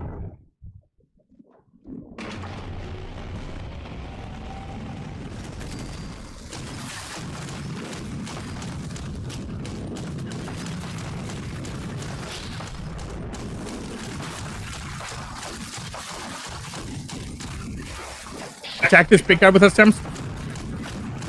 Sheepscotch.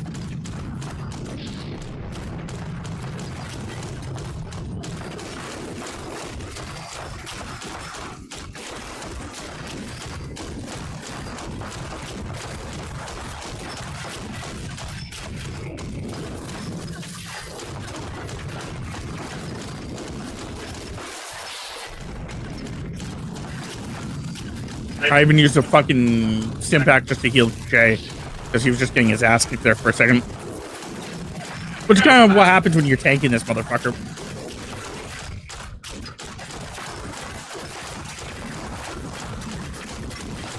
yeah, I think I need to fix my flamer. It has no legendary on it. So. Okay, the fact that we won that is impressive. But I think it's because all these fucking guys over here just were not fucking helping him.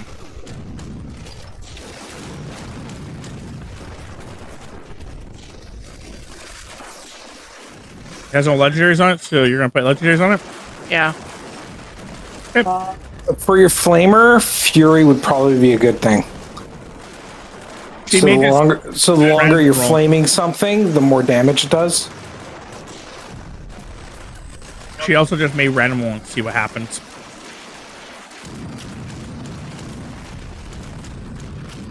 I don't know. I'll look at my in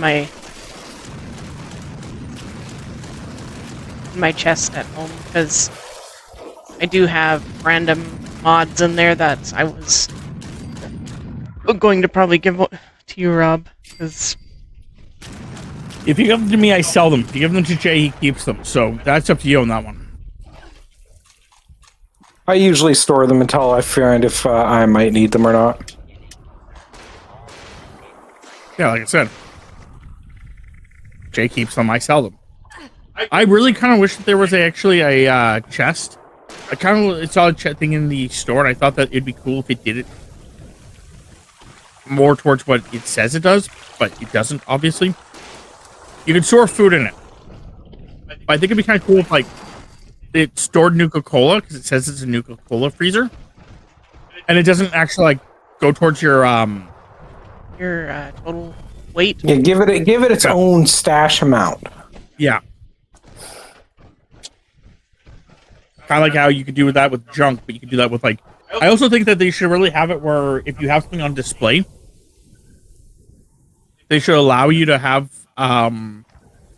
like, it lowers the weight of the things that are on display by, like, a quarter or something, or, like, fucking something like that, like, where...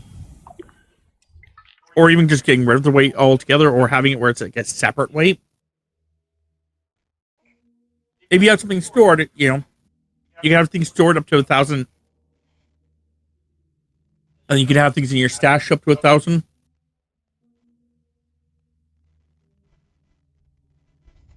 Oh, most wanted we could do if you guys wanted to. I traveled home.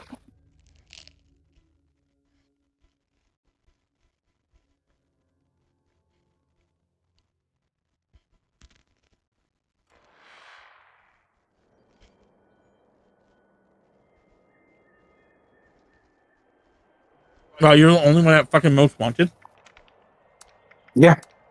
Fuck's sake. There's a server. There's like 5 people on the server besides us.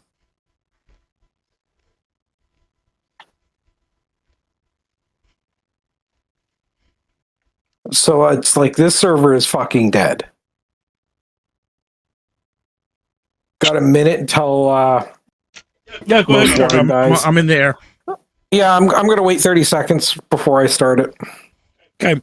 I'm just letting you know I'm in the air. Yeah, no, thank you for that. I'm also in the air. Flapping my little wings. Let me know when you both land. Top done. Let's go, fuckers. Touchdown. Over here, landing.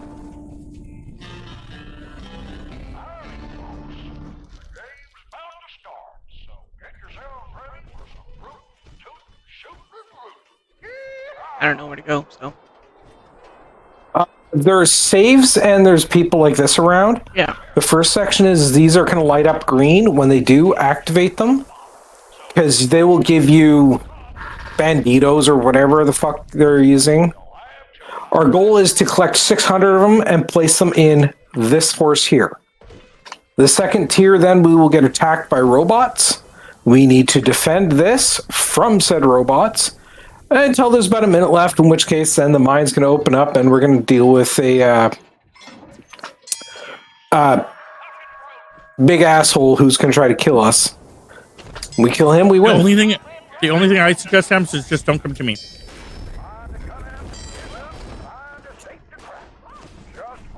Because there's like 4 of them in my general area that I just literally, they respawn fast enough that I can just grab them all. Or 5, sorry.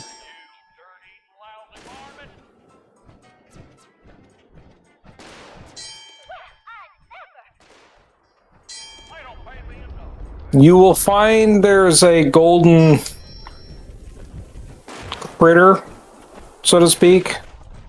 It's one of those stupid little jackass Japanese bots or Chinese bots. Chinese. You kill that thing, and it's worth 100 credits.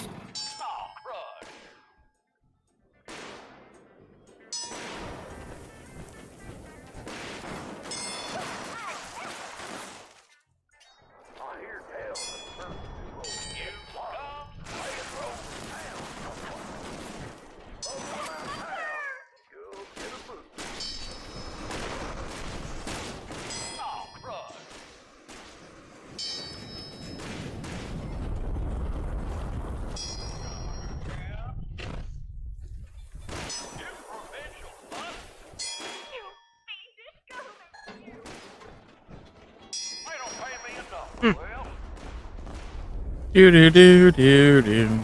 Oh, I see the golden one. It's over by me. Kill it. I am. I'm telling you where it is so that you guys, you know. It's running towards, yeah.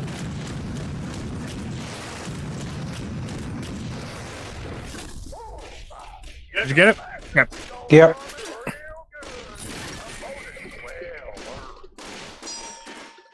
Oh, if we have that much, I can probably just drop mine in there and we can be done.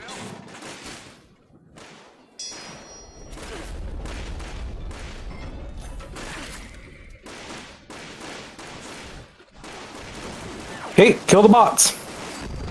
Kill the robots. Kill. Oh, it's another one.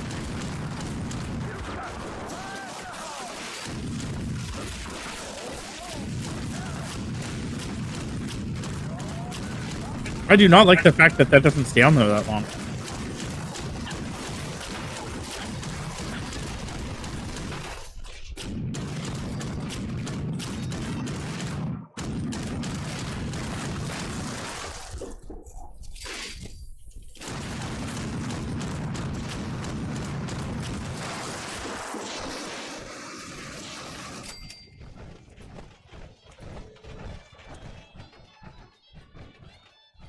Okay, it's going to... Once we finish killing these things, it's going to spawn from the mine. Yep. I'm letting Panda know, because she was expressed curiosity as to what we needed to do. Yeah, I was gonna say, I think I've only played this like twice, and once I came in and it was like Here we go, super Thames. late Yeah, right into it. here. Come on. You heard the ding? That means that he's coming. Yep. He's going to spawn from that mine entrance. And yeah.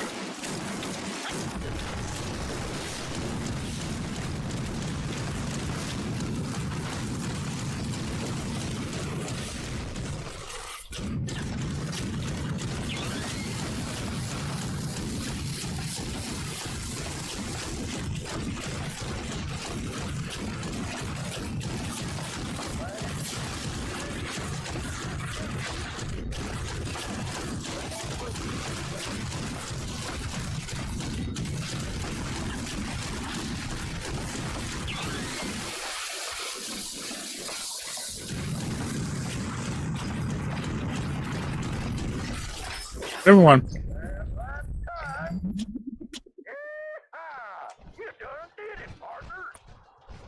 The tokens and shit that you get from this, in case you don't know, I'll show you where you can turn them in. He's talking to you, Thames. Hmm?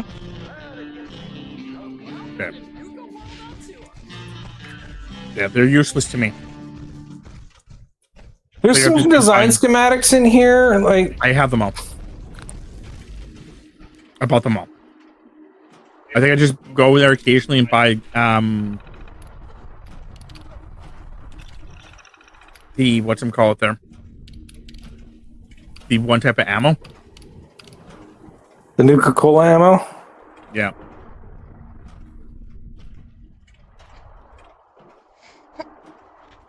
I just do that occasionally. You can buy Nuka grenades. Problem is I don't use them. So the ammo, I believe, goes into the ammo container.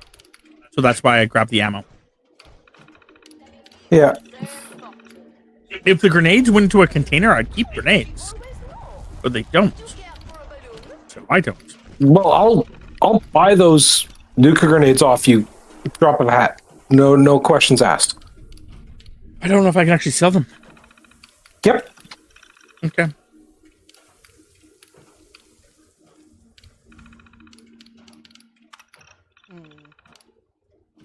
What the fuck am I doing?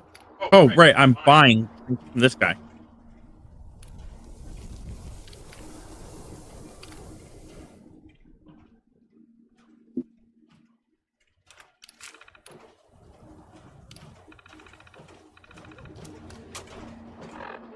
Oh, you will not let me sell to you. That's right.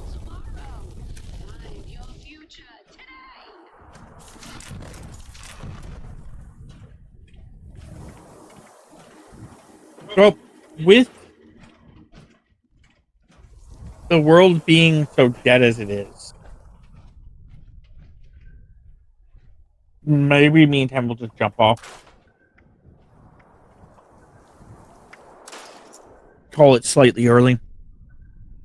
Unless there's something you need to complete before we jump off there, Thames. No, I'm just scrapping some stuff. Did you want me to go through my legendary effects that I currently have and see if there's any that you want? If you're talking to me, no. If you're talking to Thames, I'm gonna go see which ones I have, and then yeah, go from there. Ooh.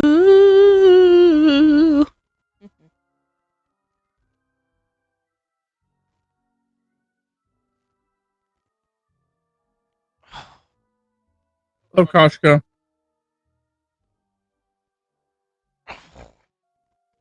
Koshika.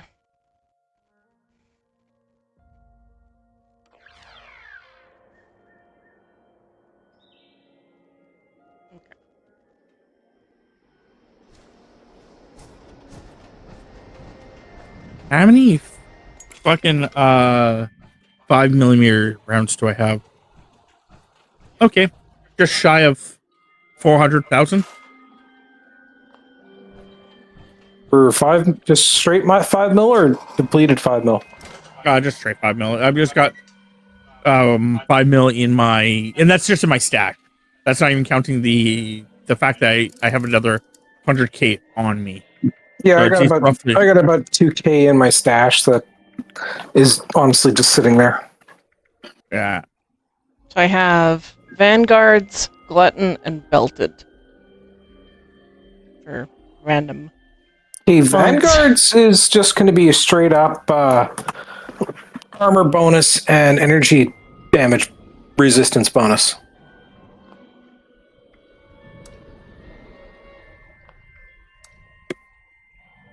But I've got to do. But if you're going to train, if you're going to put those on temps, just the first thing you should probably do is just make your flamer legendary. Yes, you have to. And then just see what you get from that.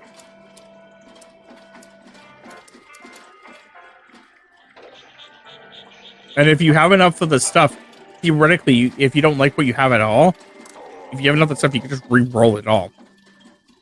No. Can't you? Why can't you? You could just Nope, not anymore. Really? The only way you can kind of sort of do a re-roll is by going level 1 and then going in level 2. Should overwrite the level 1, which is what it used to do. Then going to level 3, but that takes the cost of what you need to pay from 15 legendary cores. It would then turn around and it would cost you on the tune of 30, 35, or 45 legendary cores to do that. I thought before, maybe they changed it like you said, but I thought before if you just did another tier 3, it just rewrote everything. Nope. That's the way it used to be, but it's not that way anymore. At least not that I'm aware of. I thought it was, because I thought I did that recently, but maybe I'm wrong. If you happen to be... I've never seen the option to do that, so I can't confirm or deny.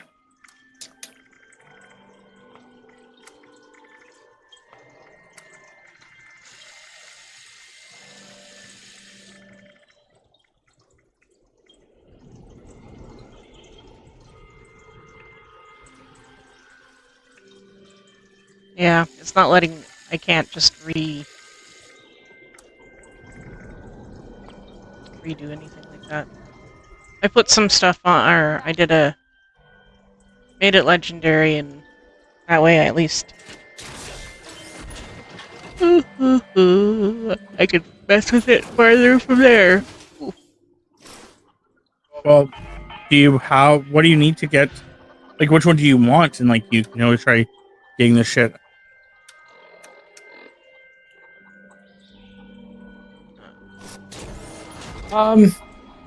Rob, do you happen to have a power armor frame that you're not using? Nope. Damn. Okay. Why do you need one? Yeah, I just need one. Come to me. We'll do that just as soon as I can figure out what the hell is taking up so much of my goddamn weight so I can get rid of it. Okay, because I'm staring at a power armor frame right here. Oh, sweet. I know where 2 of them are, and they usually spawn in the 2 locations. So, I had seen this one earlier. I went to all the different locations that I usually have. I can usually find them, and I just wasn't seeing them. Yep, that's like I said. I usually go. There's one where I'm currently located, and there's one in the junkyard sometimes. So I'll actually see if the one in the junkyard's there. There's also sometimes one in the trading yard, but that one's sketchy.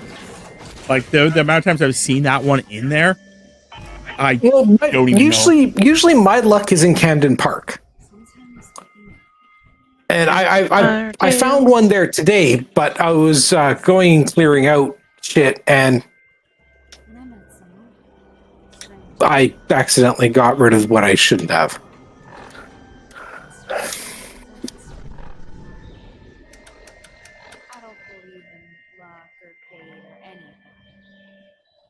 So yeah, I definitely don't care for the mutant slayers. I don't care about the vats, especially on a flamer. Fury to me sounds like seems to have been the best one to put on Flamer because it's so rapid hitting that it builds up fast. Two. Because it gives you up to a bonus of 45% damage to the same target.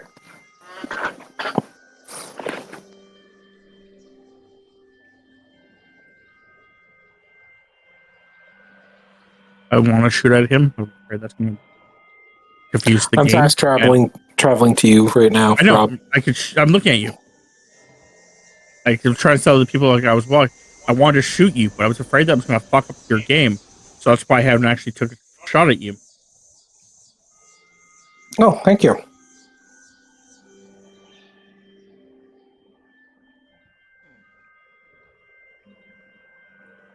Yeah, occasionally there's one there. So there's one at the railway station nearby, but that one's really, really like inconsistent. It's there sometimes like hidden in one of the rail carts, and then other times it's not there for like months when I'm looking.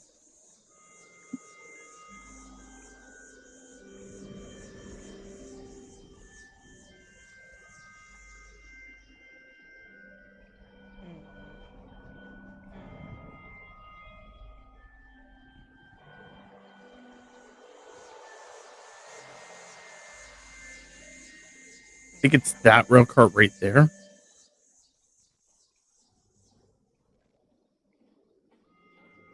%5 damage for each consecutive hit on the same target up to 45%, which is the Furious.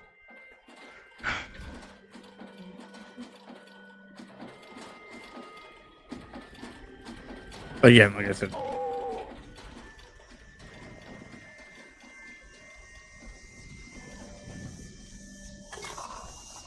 but I also know there's one just this way, which I'm actually really surprised that, despite the fact that there's like no one fucking on, like you were saying earlier, that someone still owns this particular. Well, it's been taken over by that individual, but since I can't fast travel to it, I'd say straight outright that they're no longer online. It's usually, in the back of the day, it used to remove it from you if you're not online. Yeah, you just have to go in. You just have to go in. No, you've always been able to to the do that workshop and take it over. That part you've always been able to do. That's why I warned you that it's PvP to do it.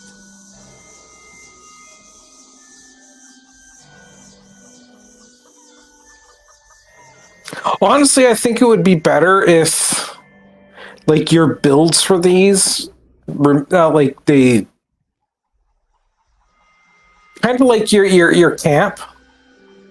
If you took over one of these sections, put it in your build, it would remember what your build was.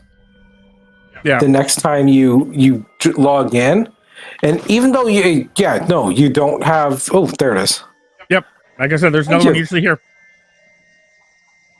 Yeah, even though you don't have the camp secured, it remembers that build. So as soon as you go and take over that camp, it then I think there's two applies reasons the that it build. doesn't do this. I think there's two reasons that it doesn't do that.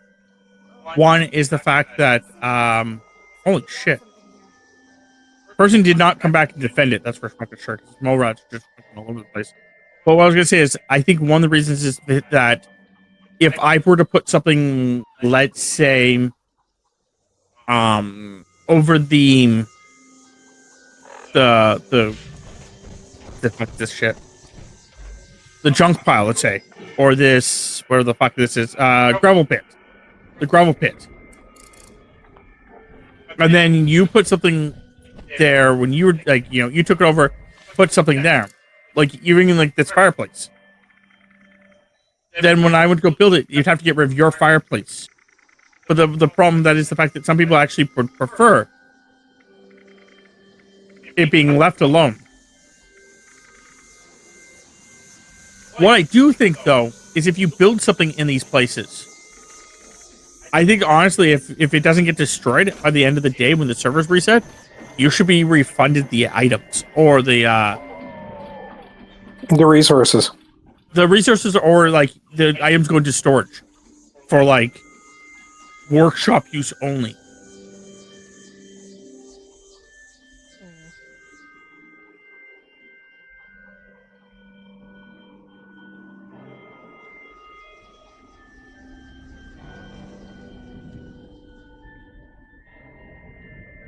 Trying to figure out what 2-star thing.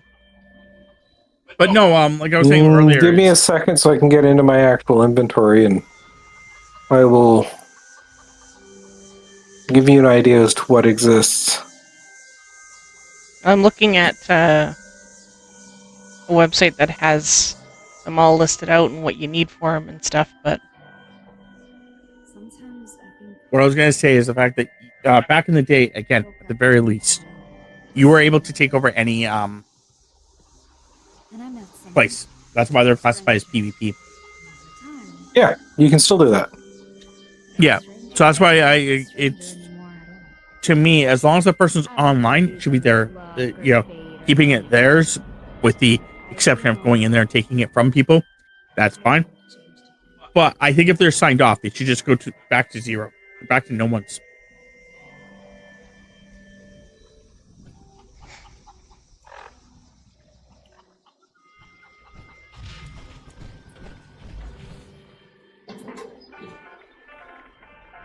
Because there's been so many times I've looked at that and be like, well, I don't want the guy coming after me because I'm doing this and it's becoming PvP. Because I had that once, where back in the day, a guy. Yeah, at the very least, it should put a note saying individual offline. But like for me, it's like if I take over a workshop, I want it to be kind of like my camp. Even going by your argument and everything else like this, give us the option to say, "Hey, clear the workshop and place your structure." Or even again, having like how the camps are supposed to be, where like you could just like you have pre-built little models that you could place down. It's just they never work for fucking the camps. So it'd be cool. what's up? Okay, so do you have a tier 1 that you like? Oh, besides obviously vampiric, but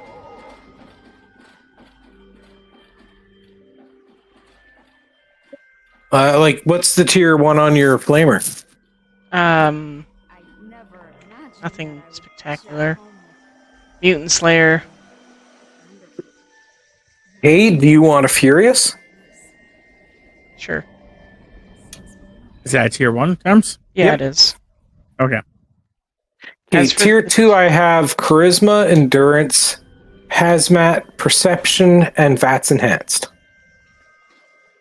Yeah, I have the VATS enhanced on it already because that's what it was random. Okay. Good, but you don't want that. You said. Yeah, I know. You said hazmat. I have Charisma, Yeah. Endurance, Hazmat, and Perception, besides the VATS Enhanced that you're talking about.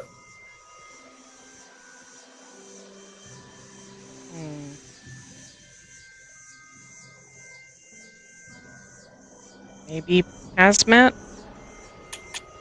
Okay. And tier 3, I have intelligence on there. I have Defenders, Doctors, Luck, and Steadfast.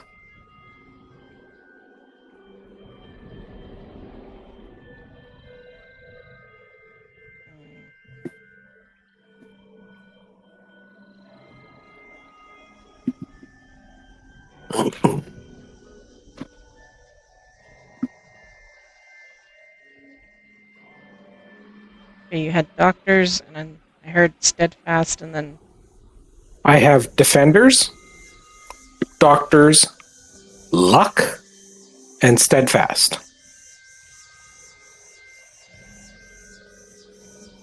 Probably doctors. Its effectiveness of Stimpaks, Rataways, and Radx. Yeah. And then I'll give you the other ones that I have in storage. Which is Vanguard, Glutton, and Belted.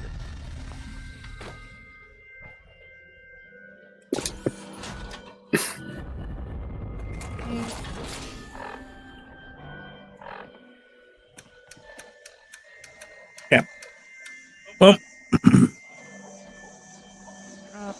oh, that's gonna be the end of this episode. So if you guys want to check out more from us, you guys can check us out under our usernames. Here you go, Jay. For myself, it's the Relentless Undead. For Tammy is Tamapanda, and for Jay it is Zeofate. We also have a community Discord, so if you guys want to check that out, it should be linked below. And yeah, hopefully you guys enjoyed, and I will see you guys next time.